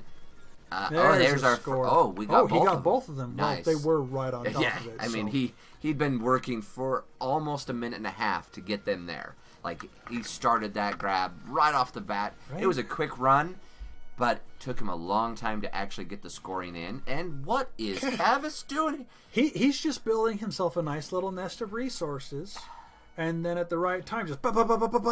Yeah, he'll get them. Oh, I believe it, but right now, it's he's on top of those resources. Like, right, he just needs any one of these guys just to pick one up, bend down, and just reach over. It's like, hey, I'm here. Let's send our assault out there because my shotgun's not doing a good enough job here. Oh, that shotgun! Get in there! Wow, he got right up in there, and it took forever. Stampede just lost his shotgun. I think this is going to be... And to all players and participants of this tournament, we're only commenting in such a way as we are because we know we can never do this. Oh, yeah. Like, There's no way. I am impressed with your coding. We're just jealous. Yes, this is I fully respect all of your guys' jobs that you've done on these things. Because you made it to the top 9. Yeah, with your worst AI, you could cream my best, and it wouldn't even be a challenge. My worst AI could cream your best. Yes, exactly. You took 16th, so, I mean, I'm just saying. It's true. So well, you could have entered. You would have taken 19th because you would have beat out the dude that just sat there. Yeah, that's true. Maybe, because I do have one of my code that my guys just sit there. Well, don't play that one, and you'll be fine. So the way this worked is it actually took your most recently deployed code for version 3.2. And that's the one that it put in the tournament. Got it. All right, Kaziv is now he's now at a point where he can get that shotgun and take over. And we're about to lose an assault. Yeah, that assault's not going to last much longer if it gets targeted. No, it won't. I don't think we're going to lose another bot because we're about to get our final score. Yep, there's the final score. All right, let's watch one more from these two gentlemen. These guys have a pretty good Like, it's pretty interesting to watch. And just as fun to talk about. Right? So... Just because we have no idea what's going on. I mean... Because like, this tells us nothing. Yeah. That tells us the bottom of the code. Yeah. It doesn't tell us anything in between. Anything... Look at Cavis just... I think I'm saying his name, but he just jumped out there, grabbed that first score, first resource, and he's in scoring. First score, he's going to take it. And there it is. Like that. Let's see if Stampede can get... He's got 2 resources in hand. Let's see if he can get one of them. I think that top one he'll be able to get. Just... Nope. No. Nope. Never mind. Sorry. I spoke too soon. Ignore me. I think he's still going to take it, though. Yeah, he's still going to... Whoa, he has a long ways to go. But he... I think almost got it. Stampede. Oh, why is he... There you go. Stampede. There it is. Okay. There it is. Okay. We got that. We tied it up. We're good. Yeah. But our sniper, Stampede sniper, was in serious trouble. His the machine gun from Cass is putting hurt on him. Good work. Yeah. And here comes our second score for Kaziv. Yeah. I don't know. I'm probably not saying it right. I don't know. Feel free to yell at me on Twitter. I apologize for saying SavageX89. Yeah. Follow me on Twitter so you can see when I stream more nonsense. This isn't nonsense. Everything else I stream is nonsense. I streamed my homework the other day. Oh, did you seriously? Yeah. Your math homework cool. or what kind of homework? No. It was some of my design homework. Oh, yeah. There's our first kill. Is that our first kill? That was our first kill. Looks like we're going to have a second one real quick. Right now. Oh, there it is. There's our second just kill. waiting for that shot or that sniper to just sound, and you know it's going to happen. Well, you can't hear the I'm sound, sorry. So... But honestly, you don't need to hear. I'm the one monitoring. This is true. And if I put the sound through there, then we're going to get echo and reverb through my condenser mic, and then it'll just be gross. Yeah, and then you guys will just yell at Savage, not me, because it's not my stream. Right? I think about streaming all the time, but I don't. Dude, so going back to homework, I was doing homework for one of my... I have a 3D animation basics class. And here's our fourth score. Yeah, fourth score. That's game right there. Yep. But you know how I've been looking for a good... We're just going to jump... Sorry. We're going to jump over... That's how that one turns out. Just completely Stampede or Kaziv all the way. So let's see the last match of these bottom 3 or matchup, excuse me, is between Heartless and Stampede. Let's see how this goes. You know, I just want to take a moment and just say how impressed I am with your setup, and how what is this? What's streaming OBS? Yeah, Streamlabs OBS. Streamlabs OBS. So we're using OBS's engine, but with Streamlabs overlay to be able to control and do. The Streamlabs overlay is so amazing. I love it so much. And you've got the app. Like, this is impressive. I mean, I'm watching him bounce around and make this do what it's doing, and this is almost as good as what we're watching on, with these guys. So Stampede ID, Stampede did go in with the first point already, so that was pretty impressive. Yeah. So like I was saying a second ago, as Heartless Void is about to score, I was doing my homework, and the assignment was to render out an animation, load it into a program, and create a quick little animated video clip. All right. Well, I don't have any animation software, but the teacher gave us a link to this free software. It's very similar to Adobe Premiere Pro. Okay. Like up on the same level. Completely free. No watermarks. Whoa. Yeah. It's called DaVinci... Where did it... DaVinci Resolve is what it's called. Very cool. I'm still learning how to use it because all I know how to do right now is to put stuff in, tell it to render it out, and output it.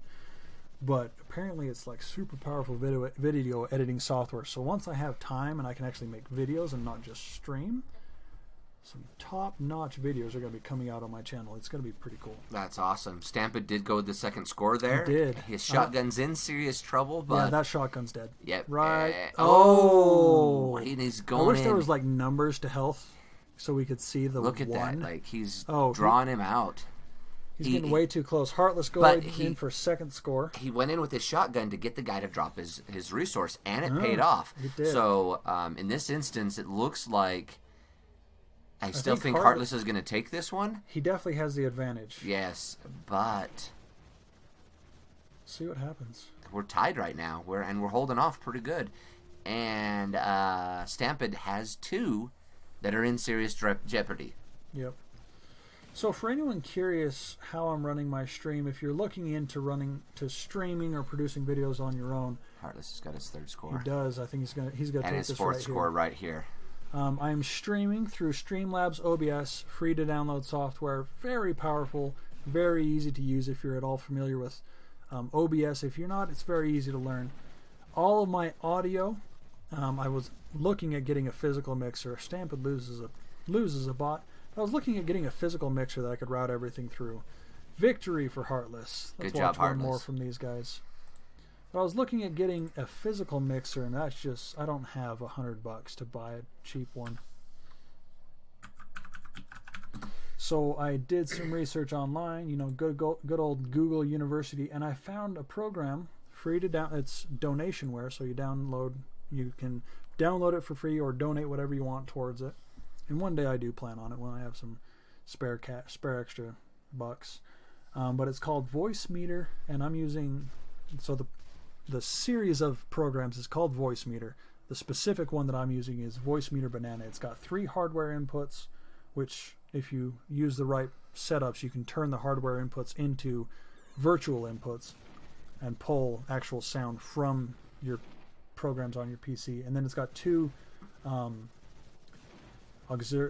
inputs that are virtual, so they pull from your game, from your YouTube if you're can you put music.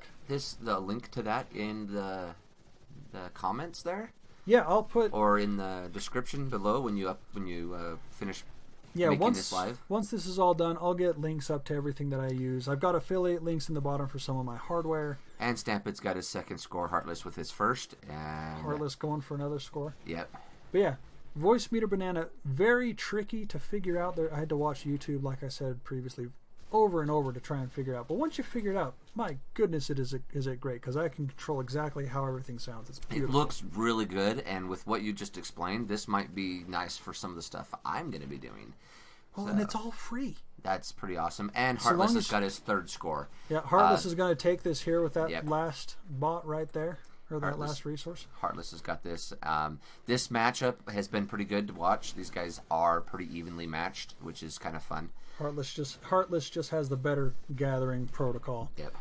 And there's how that one plays out. Heartless actually ends up sweeping. So let's move on to the top 4 to 6 match. First one between Gtrez and the Common Pigeon. Oh, hey.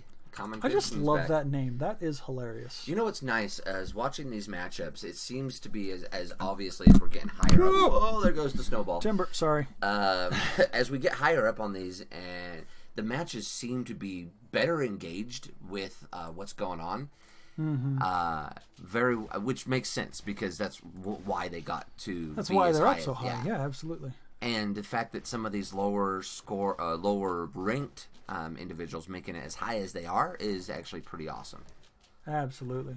So we've got a instant rush for the center, and GT-Res. The Gtrez, Trezd. Gtrez, GT-Res, GT. We'll just say GT. GT, yeah, and then like GT Mustang TCP. GT. That sounds like a drug. We'll go with Pigeon.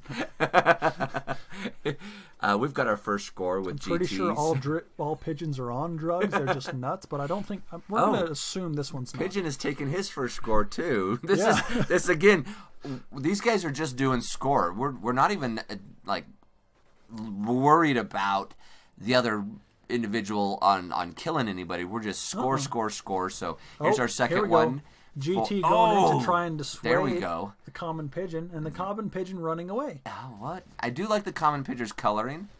That is pretty cool. I wonder if the Common Pigeon is American or French. Or one of the other 1,000 countries that has the red, white, and blue. It's a tough one to say. It looks like GT's actually going to steal that score from. Yeah, that's actually a really good play. Yeah. Going in and stealing the resource that another player had right next to their thing. Pigeon's that shotgun puts Pigeon at a serious disadvantage because now all other resources are on the wrong in side. line with GT Yeah. and his team. And Pigeon can't decide whether he wants to do resource or we're gonna lose the shotgun here. what just happened? Why did he do that? I don't know. I think his is set up where if he gets down to a certain shield level, instead of running away, he runs to his nearest ally. Because that's what happened. He didn't run away. He ran towards his nearest ally, which, if you're near an ally, makes sense. But he was on the other side of the board, and in this case, that's that like... horribly backfired in that situation. Yeah, it did. He didn't lose his shotgun, but he lost his scoring position and the match. Yeah, no, match is gone right here. GT takes it. Yep. Good job, GT. Well played, well played. Boom. Victory! That was another fun one to watch. All right, let's see another one from those two.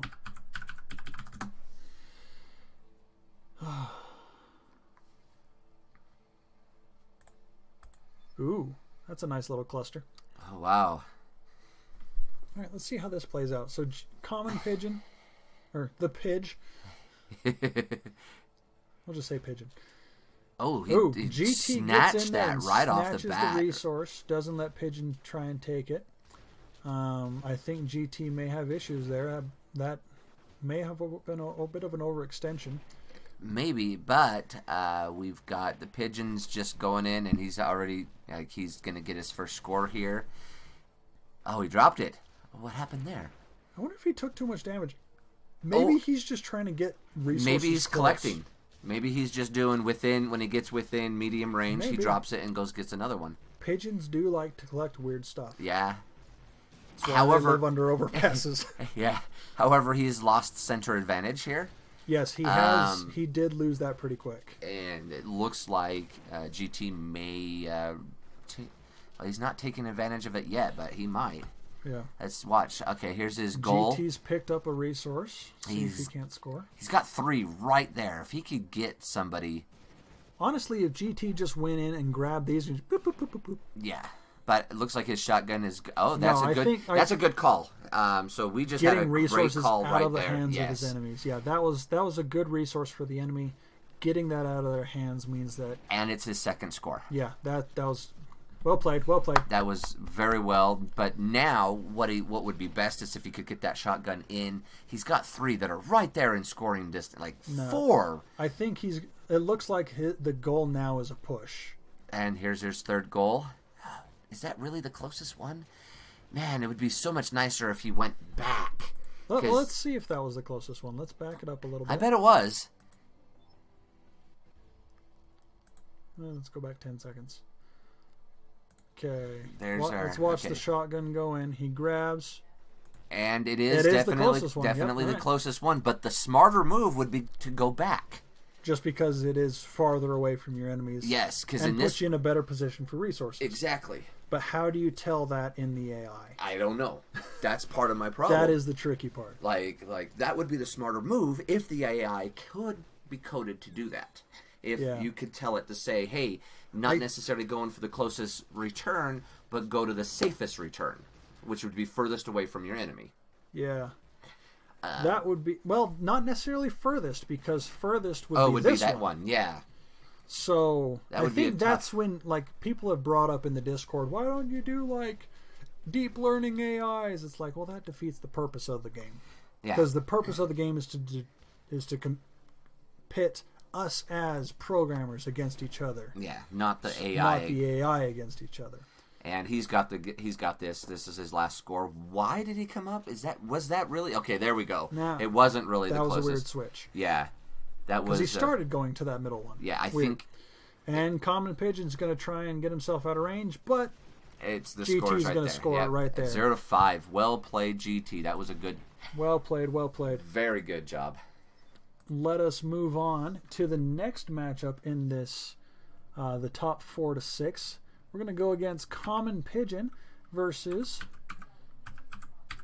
our lovely match or tournament organizer. So Common Pigeon is still going in this round? Yeah, so this round of 3 competitors is Common Pigeon, Pierre, and GT. Oh, okay. Okay. So this match is Pierre and Pigeon. So we're going to see how they go. Pierre gets in there with the first grab of that middle resource. Yep, and he's able to pull it a little to his side, but he's not able to do much. He's lobbying for the center, but he's not able to grab it. No, he's got the advantage on it right now. Pierre does take the center and grabs the resource, and looks like he's going to take it. Yep, all the way. He's definitely got that Common Pigeon going in for a easy grab there. Right now, resource-wise, it looks like Pierre's got the best placement for resources. Yeah, taking that center one definitely gave him the advantage because now the remaining resources and he's on going to get this guy to drop. There he goes. Good place. Stopped him from scoring. Let's see who backs off first. Oh, Pigeon has there's the quicker retreat. Interesting. Oh, look at the aggressive. Holy cow, that's aggressive. So something that I was talking to Heartless a little bit on Discord, and he said, as for watching the matches that he and I did against each other, is instead of when you attack, drop down to your retreat level, instead of back, so like what I do is I back out until I'm no longer being attacked, and then I sit idle. Rather than sitting idle, look for an attack option first. And that's what Pierre did with his shotgun, is he dropped down to the point where he wanted to either retreat or sit idle because his shield was low enough, but he had the attack option because the opponent's shotgun was retreating rather than attacking. Like here. Exactly. Like what we see here. So he keeps up the chase and he continues attacking. That's able to give him the advantage and put him in a position like this. Look at him push. Like that is a great push. That is a huge push. No wasted movement there. No, none at all. So unfortunately, Pierre is not in scoring position right now, which is going to give Pigeon a score. However, it looks like Pierre's just going to go and he just needs to score this one and he wins. Yeah, this is the last one. Where did he get a second one? Did he pull this one over here? Yeah, he grabbed the one that that Pigeon was that dropped. When he pushed him, he grabbed it, was able to pull it back, and Pierre's and Pigeon's retreat option was too. What's the right word? He retreated too quickly. Very, very sneaky, sir. Yes. Very, very sneaky. Well played, Pierre. That was a good matchup. It was fun to watch to see how they were doing things. Oh, I grabbed the wrong one. Hang on. Cancel. If only I could code. At least in this game. Honestly, I think once you gather the understanding of how to get the code to do what you want, I think you will quickly make it pretty high. I think really what the opportunity is I need to take the time. Yeah, yeah, I agree. Because watching this and then understand, like you said, understanding the process of the code, and seeing how the retreat, like that's a huge thing. I'm noticing if you're retreating just a little too early, or if you retreat too far back, or you put yourself at serious disadvantage. Yeah, it's the balance between retreating and pushing, and then honestly your personal preference of when you gather resources. Yeah, and the conditions involved there, and I like Pierre's spider's nest that is your code. I like Pierre's push. Like Pierre's push is super aggressive. Oh yeah, he does a great push. Yeah, he's about to get his first score here. Given the he dropped it. The league points spread between these two, Pigeon is holding up very nicely. Yes, agreed. Serious props, Pigeon. That is some serious. Well done. But look at this. Well done. Look how aggressive he is. As I point, but yeah, no, that shotgun. He just goes all out. Yeah, that's his. Oh! Did you watch that? Watch that. Hold on. What happened? So watch the shotgun. Yeah, it's that time of night. Okay. I have a light in this room that turns off at a certain time of night because automatic lights in a house are amazing. As soon as he gets something that's attacking him, he started running away. But it was only those bots. Because as soon as that targeted him, he ran for off. longer than like two ticks. It ran. Look, there it is. Yep, and I have got to learn how counters work. okay, so he's using Pierre or Common? Pierre. Pierre is has got specific. If Xbot targets him, he retreats. Not if he's been attacked, but if he gets targeted. Yeah. Well, and there's the thing. There is no differentiating between the two in the code. They're the same. Yeah, they are the same. It is Okay. if that bot is attacking me. Because if you are targeting and preparing to fire, you're attacking.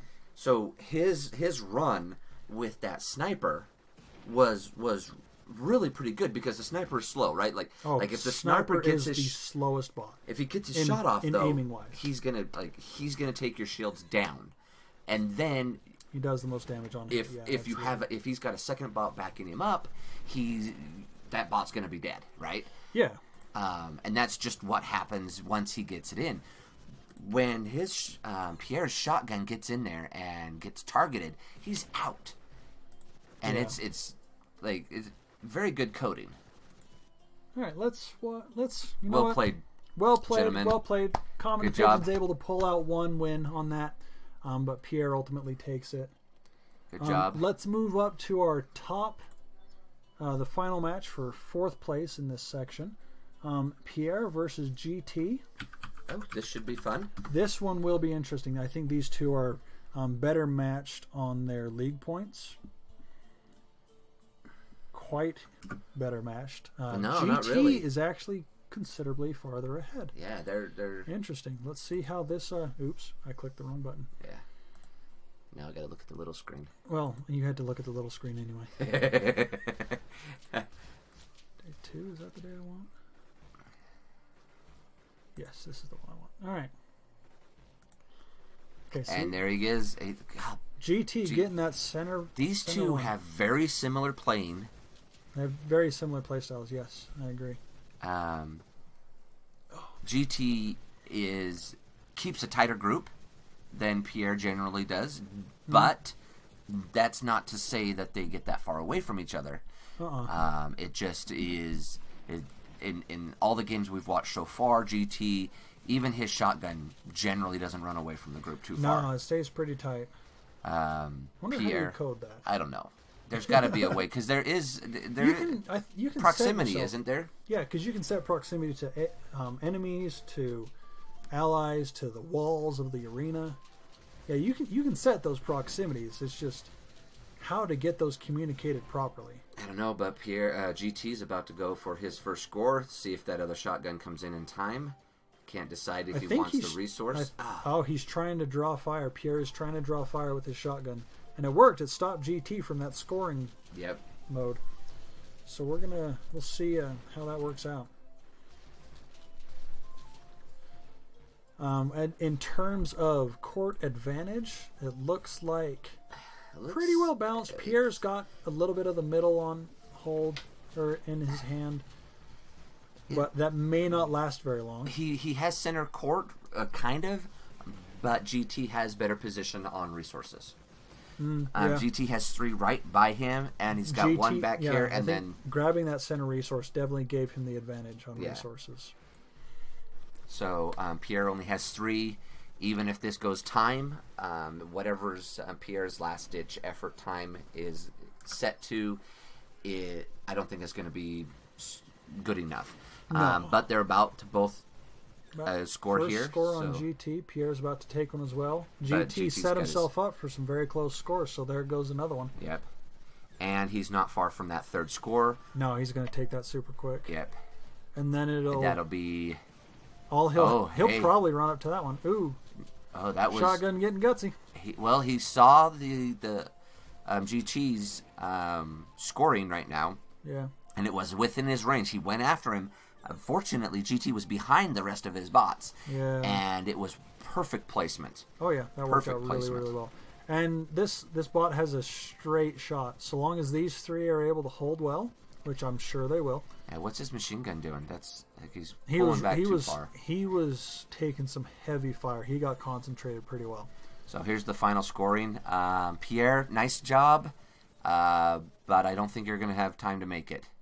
Because you got to cross the whole board there to get back there. and GT's well, there's in no scoring way position. these guys would have to get in there and stop him. There's no way. And nobody's targeting him. Nobody's even looking at him right now. Well played, GT. Well played, Pierre. Good matchup. Well played. Well played. Ooh. That was a so good Pierre one. conveniently so some of these last ones he didn't take notes on, but these ones he did because they're his. But I would too. Yeah. But this one from his notes looks interesting. All right, let's take a look. Let's watch. This is an interesting matchup. Yeah. So the maps, are they randomly generated every time? Or I think there are a selection of maps that the game chooses from that the developer created, and which one it chooses just RNG. Decides which map you use. So because you can go in like in sandbox mode, you can go in and you can pick specific. I think you can pick. No, sandbox doesn't do it. But when you do a custom match against your friends, a private match, you can pick which map you want. These two guys, I like watching these guys because they have very similar AI code. At least their shotguns do. Yeah. Well, actually, I would say their whole code is very, very similar. Similar functionality to it. Yeah, GT here does have a little bit. He got more that aggressive one. He got that center resource over to himself. He did. He's pulled it back. He's grabbed it twice, where Pierre hasn't touched it yet. I think Pierre's shotgun's priority is to attack the nearest bot, and GT's is to get that center resource and just start moving it and just bring it back. Because that's all he did. He moved it just to his side. Yep, and he's going to get this other one while pushing. Yeah. Check out that push. He's got all 4 bots pushed back here. Yeah. With just his shotgun, essentially. Yeah, pretty much. I mean, his supporting bots are they're laying down some good cover fire, but yeah, it's his shotgun that's doing most of the work. They're pretty far back. But we did come. Who targeted? They must have all targeted that shotgun because he pulled all the way back. Yeah. So see if he can pick up that resource. If he can get that resource and pull it back, this is going to be GT's game. As it is, it looks like we've got a standoff here. GT has the better position, but not by much. And you can correct us later on how you guys say your names. Yes, feel free to yell at me in Discord. You guys know that I'm on there quite regularly. Oh, he's going for score. This is really just like the whole Gladiabots community is really cool. I really like it, and the developer is super active on the Discord, and he seems like a really awesome dude. Really active on Twitter too. I've gone back and forth with him on Twitter a few times. So I just need awesome community, and it's really small. Like the number of active players on a weekly basis is like 600. That's not very many. The number of players total, like this is an indie game on Steam. And Pierre gets our first score. Pierre takes our first score. And GT's our second gonna score get is right here. GT. But like total people that have created an account in the game is less than 1,500. There are not a lot of people playing this game, but it is like the active community on Discord, really cool people. And here's really, our really nice. our GT with his second score. Ooh, Pierre's getting himself out on a limb here, separating. His shotgun went out and got a score really fast. In fact, I didn't even see him get there. I was distracted talking about other stuff. But it may end up costing him the round because his shotgun no longer has any support. No, his shotgun has no support, and he has no resources on his side of the board. Yeah. There's one in the middle, but it's way too close to Pierre, or to GT. Yep. And then there's the one all the way on GT's side. Pierre's not going to be able to... Unless he takes out GT's bots, he's not going to get it. If he can get a bot... His machine gun here is losing health. That's not going to be good. Yeah, but look at this. Dude, this is fun. Yeah. Get him, boys. Get him. What? Wow, the shotgun does a lot of damage, so long as you're not at long range. Ooh, Pierre getting some good shots off on. You know what's nice? You can kind of guess a little bit of what their code is high level. Boom! There it goes. Let's see how GT holds out these last 30 seconds. He's got the point advantage. Let's see if his bots can hold off. Is it going to be good enough? This machine gun's going to take out Pierre's shotgun. Pierre's shotgun is in serious health problems. Oh, just got outside of range in time. Yep. And he's going to try to chance it. Oh! That's our second bot loss, but... Rip headphones. Yeah. But still, he's holding on. And GT's going to pull the score. GT's going to pull the win. Well done, sir. Well done, sir.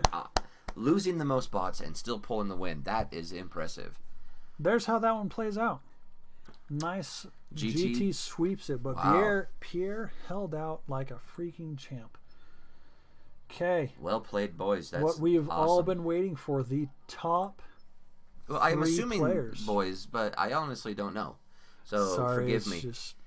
It's just the developer in me says that developers are boys. So well, and that almost all the people you meet on the internet probably are, at least in games. So I don't know. So we got Milk Hunter and Brockwurst again. These guys all the way to the end.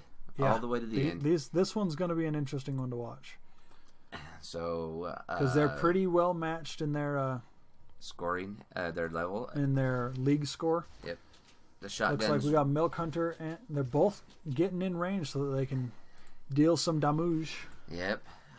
We've got a separation of shotguns. I have a feeling somebody's going to lose a shotgun on this one. Because Milk Hunter is definitely... He's got his shotgun out in the open. No backup, really. See if he can reposition himself. Because Brockwurst is still in a better position. Nobody's holding any center, but Brockwurst, because he's still grouped together, I think he's got the better position right now. I think he does, yeah. I think he definitely has the court advantage. And we'll see if he can... Oh, but where are the Milk Hunter is the first one to grab a resource and he move didn't touch it. But it's not... I don't think it's going to be... Oh, those snipers. Right.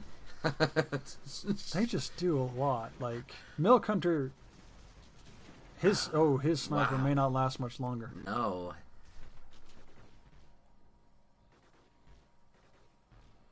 That Milk Hunter shotgun just playing with the edge there, trying to get back to the rest of the family. And I think he just pulled himself way too far out, and that. I honestly think that's going to be the cost. But Milk Hunter's machine gun did go back in there and laid down some heavy fire for the other shotgun, Brockwurst shotgun. So maybe he's going to get back in the game because he's separated Brockwurst shotgun. So we'll see how this plays out. See, I need to learn how to code so they stay in a group. Like that. I think that's more by accident. You think so? You don't think that's purposely done? Yeah. Too many people do it. Because the only things that aren't staying in the group are the shotguns, and that's because they're going for resources. Everyone else is just kind of... They've got to be a proximity thing to say, hey, don't get out of mid-range, or don't get out of short range of your neighbor. Which I think you can code that in there. There's so many options. It might be, I don't know. That's what it looks like, because those three... And this is a pretty Milk common Hunter's thing. shotgun keeps trying to get in there and separate the Brockwurst team. Yeah. And it's a pretty common... Like, the three grouping and then your shotgun out there is very common. Like, you see that with all of these top players here. All of them have this same style where they send their speed, which is the shotgun, out to kind of maneuver the resources into a position where they get advantage over them, and then they hold that position. Meanwhile, I'm trying to lay waste to the other bots. Yeah. And whether they use a machine gun or two assaults kind of varies. That's the biggest variation between anybody. Yeah, I've noticed these higher up guys. It's interesting to see the bot compositions as well. Yeah. At the various levels. And honestly, you can make anything work if you have the right AI. Yeah. Because like my composition has everything but a shotgun. We got Brockwurst. He's breaking away for a score. Going for a score. Let's see if he can lay down cover fire to get him there. Looks like he's going to get it. It's definitely too early to say for sure, but there it was. Yeah, perfectly timed. Oh, perfect. Nope. There we go. Well timed shot on Milk Hunter's shotgun part, but just couldn't hold it. Yeah, if he had held that, if he had put down some better sustained fire, that would have gone in his favor. If only like Brockwurst has now put himself in a position where he is between Milk Hunter and everybody else, Yes. or in all this goals. Yeah. So let's fast forward through the rest of this if we a little can bit. push him.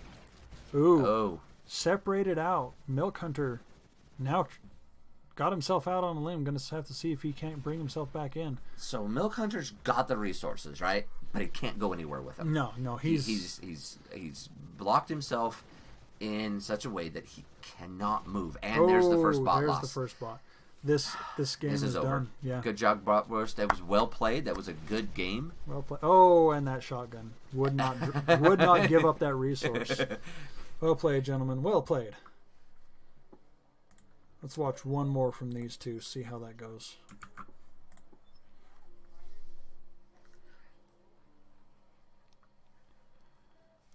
Of these last few matches, we'll just do 2 of each. Sounds good. All right, we've got our mad dash, as we always do. These guys are setting up a little bit different. Milk Hunter, he's not staying right on his shotgun, but then Brockwurst did the same thing. He separated also. So a little bit different on ranges on when they decided to separate from what their shotgun was doing. Brockwurst, like I said, followed up a little bit longer than Milk Hunter did, but it didn't take long for them to get separated. But it looks like Milk Hunter is trying to stay closer to his shotgun. Yeah, he is.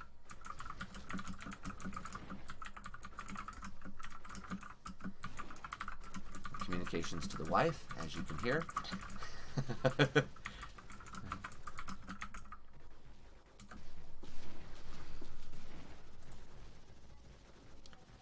All right, looks like Milk Hunter going in for the first score of the game. That is a long trek back there, buddy. It is, but he's got cover. Like he does have cover. This He's is got a his team to protect him. well-placed scoring, and it sets him up for scoring right off the bat on another one. Yep, it does. So, and I think But that's the question where he's is, gonna will he go for that, or will he go in to help his teammates? And that's the thing is with the AI, even if he has it coded to go to the resources first, which it does, which is good play here, doesn't necessarily mean that that's what's going to happen. It's true. And here's his second score, and he's got his third score right there. Yeah, this is going to be game. Yep. Let's go ahead and fast forward through that. That well played. Well played, Milk Hunter. Well played. Yep. Push that right in. And you know what? Surprisingly, so we saw a win from each of them, but Brockwurst in the end able to pull out an overall victory in that match. Wow. Well done, gentlemen. Well done. Good job. I'm wondering, do you think these guys went in and recoded during the... I don't know. A lot of these guys, these higher up guys, were in the process. Like, some of them are in the release candidate of version 4, so that they didn't really do much when it came to backtracking. So now we're looking at Mump Simus. He's actually another streamer. This is the first time we've seen him. No, we saw him earlier. Oh, did we see him earlier? earlier? Yeah, we saw him at the very beginning. Okay. Him and Brockwurst, we'll see how they What's our fare. Rain. Okay, so Brockwurst has the advantage right now in tournament ranking. Yeah, just 300 and change separating. It's 10%, but we'll see. It's the first time that I've really noticed what this guy Mump. I've heard him go by Mump. Mump. All right, Mump. We're gonna follow that one.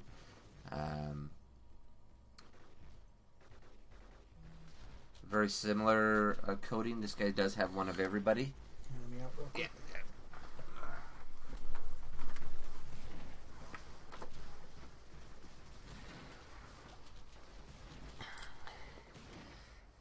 As Savage goes and plays Dad, it's just me here. And we're going to watch this one through. Looks like right now nobody really has well placement yet. Tight grouping on Mump. Tight spaces, tight spaces. Yeah, that's the only thing you don't have going on here. No, one day I'll rebuild my station here, and there'll be a little bit more room. Have it set up for you know, being able to do things like this. Well, things like this, and then just like I have a lot of hobbies, and I've got an island that I usually do my hobby work on, but it is currently, hi Sparky, currently full of stuff as I've been reorganizing. So once you know, once I graduate, I'll be able to build that new table that I showed you. That'd be pretty awesome. The other nice thing is if I was at my house and we were doing this over the web like that. Yeah. Because we can share video on Discord. No. Don't they have that feature? I No. thought they did. Just audio. Oh, so we'd have to find something else to share the video. So I'm not a minute behind watching the YouTube stream, which, by the way, is crazy that it's so far behind. Yeah, well, that could just be my encoder settings, because like Well, my stream health is meh. Well, I mean, there's definitely some of that, but I think YouTube does put a delay through. I mean, you got to think YouTube of... puts a delay, and then I can set a delay in Streamlabs. Yeah, so you've got a couple different things going on there. Yeah. Right now, looks like Brockwurst has taken the best strategic advantage of placement. Mump is kind of spread out a little bit too far, I think, to really give him any kind of good advantage here. Yeah, he's really... His team is really spread out. Brock has taken the court advantage. And he's going in for his first score, and he's behind the rest of his bots, so Yeah. this may be it. We'll see how well he's able to get in there. That's a pretty... That it's machine pretty gun, tight. though, is going to be laying down heavy fire right here. Oh, but he's not targeting him. Oh, whoa. You got it, Brock. You got it, Brock. Go. Oh, so close. And he's about to lose his shotgun. There. And oh. That 15% targeting or hitting chance. Oh, my on gosh. that machine gun. Yeah. That'll do it to you. You got it. No, don't fire. Just get in there and... Yeah, if that shotgun didn't fire and just ran for that last little bit, I think he would get the score. yeah, he would. And here it is. There Here it it is. is. There we go. There Okay, it now is. get Good out of job, there. Brock. You are gonna lose your shotgun, but get out of there. All Wow, right. that was a long time coming. Yeah. These guys. Looks like that's gonna be our only score of the game. Ooh. There goes the shotgun. Brockwood loses Yeah. his shotgun. Let's just see how this And plays out. I think that's gonna be Mump and it's tries too far to away. score, but too far away. little, too late. Yeah, he did go for a good score He did. option, which was the safer one. Unfortunately, at the time that he had left over, it was a little too late. Let's watch one more from these two, and then we'll see their final results, and then we'll move on to our top match. All right, I'm looking forward to Everybody's going for that center resource to start things off. it. Yeah, look at that. Let's see who's able to get it. Shotguns, so it's going to be who targets first. Oh, Brockwurst stops to target first. Yep, and He's just ahead on the shot. Oh, and they're oh, both whoa, back. wow. Mump has a little more shield left when he backs off. Yeah, Brockwurst's guys got in there a little faster, but that machine gun, once it gets in there, man, that thing just lays waste. Oh yeah, especially when you're so close, because like 75% hit chance, whereas, well, honestly, everything else has better hit chance, but still, But it's got a fast reload time. yeah. It puts out a lot of damage really quick. He himself is super slow. Like, he doesn't move around, right? But as soon as he starts firing, like, he fires. Like, you're just getting hit. Like, you're just getting bombarded. Even if he's only hitting you 50% of the time, when he's shooting 200 bullets, it doesn't matter, Yeah. right? I mean, Oh, it's absolutely. Like The machine gun. Yeah. yeah, the machine gun. Even though his ratio is the worst. I looked at there on the Wikipedia. It breaks down all the stats of each bot and the numbers and how many rounds they shoot and their speed and stuff. The number of rounds that a machine gun puts out on one shot is a lot. Yeah. Like, it's an obscene amount. But his machine gun, Mump's machine gun is under distress, which is not a good thing. Yeah, no, Mump is not Mump's having an bots easy time of this. are having a rough time. And we've And got Brock our first gets score. our first He score. snuck that in real quick. Right? And he honestly could. He's got 3 right here. He could knock that out in a heartbeat. Yeah. But looks like he's going to just try and keep pushing. Brockwurst definitely taking the court advantage here. And Mumph is just taking a lot of damage. All of his bots are hurt. Not knowing the results because I'm not looking at them. They're there, but they're behind other windows. I feel like Brockwurst is going to take this. Yeah, he's got the court advantage. He's scored already. He has put himself between the enemy, between Mumph and all the resources. Yep. We got a Sparky and an Alex. Hi, little buddy. Why won't you sleep? Hey, buddy. Don't worry about it. I'll come sit with you in a little bit. All right, Mumph has lost his first shot or his first bot, and the his shotgun is confused. Yeah, that was strange. Because like the AI was just blown up right there. Ooh, let's see how long that machine gun lasts. I have a feeling. I think the rest of this match is just going to be like a push to the wall, and then just that's where it's going to end. Yep. Let's speed through that. Yep. Not delay the. There's the oh two wow, bots. that Wow, just. he's just like push him to the angrily, corner. angrily go after those bots. Wow. Okay, and with that, you can see that Brockwurst is clearly the winner there. Goodness gracious. And now moving on to our final top matches.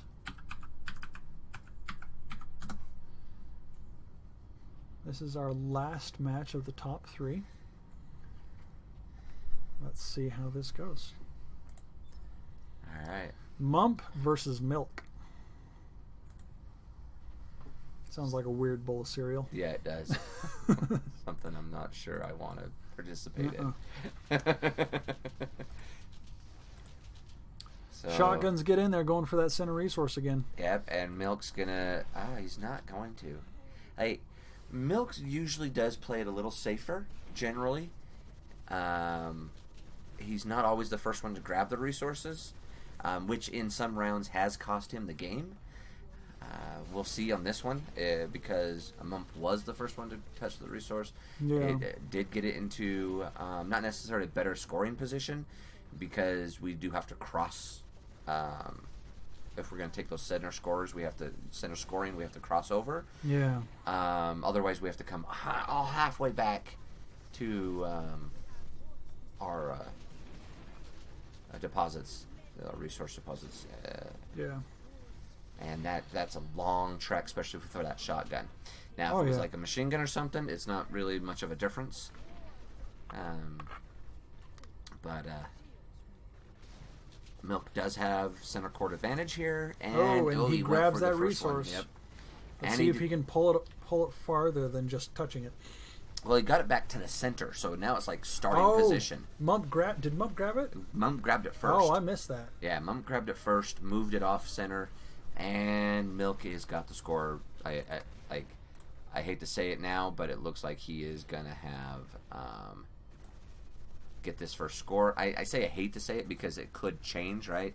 But it could. There's nobody out there. To. There's nobody out there. Nothing's stopping that score. No, he's got that first Nothing score, at all. and he's got lined up for a second score really fast. We'll see. He doesn't take it. No, he's going for this one here. But the other one would have been a better chance, because this one he's got to fight through his he does own have bots. he does have to deal with the collisions of fighting his own thing. And however, once he places this one, but honestly, going for the one closest to your allies, it can be a safer bet in that you have them to protect you. This is true. That's true. That puts you out on your own. Yeah, and that's a bad separation. But now this, if he doesn't go for that, that's just strange. Yeah, watch him run way over up to the top of the screen. That will. there we go. Okay. There we go. Well placed. That will win him. Yep. This is those over. two, and that one will win him the game.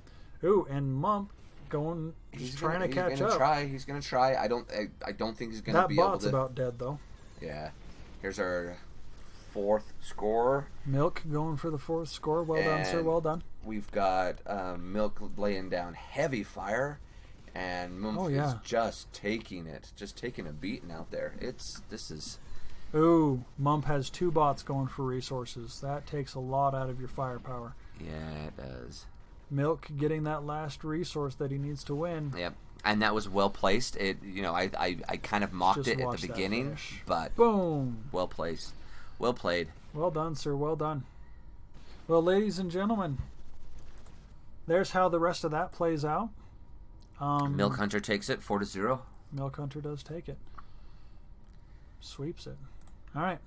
And then, as we saw at the very beginning, we saw the final points from everybody. Where'd it go? Oh, let's actually look at the breakdown real quick. So Brockwurst came out on top. Total of 4 points out of playing everybody. 2 wins, no losses. Milk Hunter went 1-1. Mump lost both of his. But overall, He made it to the finals, though. Well played. I'm not surprised to see is this what I want? Brock. That's not what I want. Bach, Broximus. Worst, and Milk Hunter. Those two, well skilled in the coding of these bots. So yeah, all in all, Brockwurst comes out on top. Well done, sir. Well Good done. job. Round of applause. Good tournament.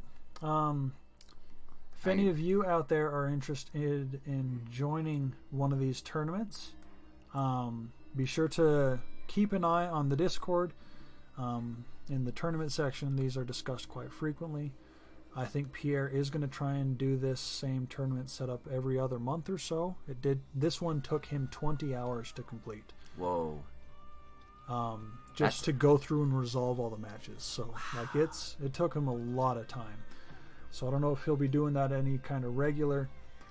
But you can also, in the multiplayer section, there is this tournament page. You can organize a tournament if you want.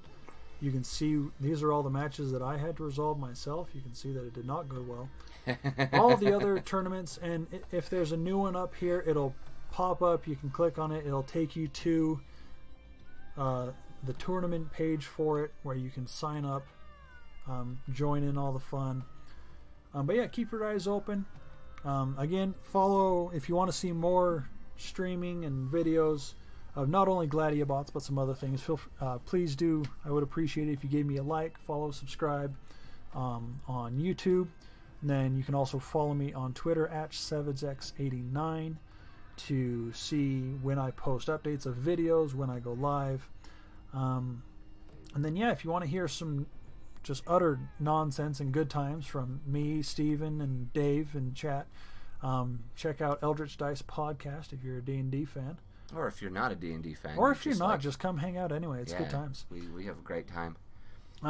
Steven, you have anything you want to finish out with? Yeah, hit the alerts to get those. Check mine out, Steven the Wiz. Like I said, I'm doing Minecraft. I've been looking at adding something new to my repertoire. I don't think I'll be adding this Gladiabots because I suck. But maybe I will anyway. But right now I release once a week. I don't do anything live yet. Mostly because I don't. Yeah. It's no real reason yet. I've got all the setup. I just haven't decided to do live. But if I switch over and maybe do some Gladiabots, maybe I can try to throw in a weekday live of playing a couple and maybe doing some coding. I don't know. But as Savage said, check it out. And if you want to see some of that, throw that in the chat, and I definitely want to hear from you. And Absolutely. Subscribe to Savage. Yes. Because you need to. Yes, you do. And you can also so for all the software that I use in my streaming and such, you can I will post. Right now I have links for a lot of my hardware that I use when I play, and in my PC setup, and then I'm also going to put links to where you can get all the software that I talked about tonight. Again, it's all free, and once you go through the YouTube tutorials of how to set it up properly, it's pretty great stuff. So highly encourage that. And with that, I am going to go take over getting a child to bed. So, thank you all for tuning in, either live or watching the VOD of this on YouTube. I appreciate it. Hope you all have a wonderful good morning, good evening, good afternoon, good night, and all that fun stuff that Steve likes to say. And we will see you guys another time. Bye-bye.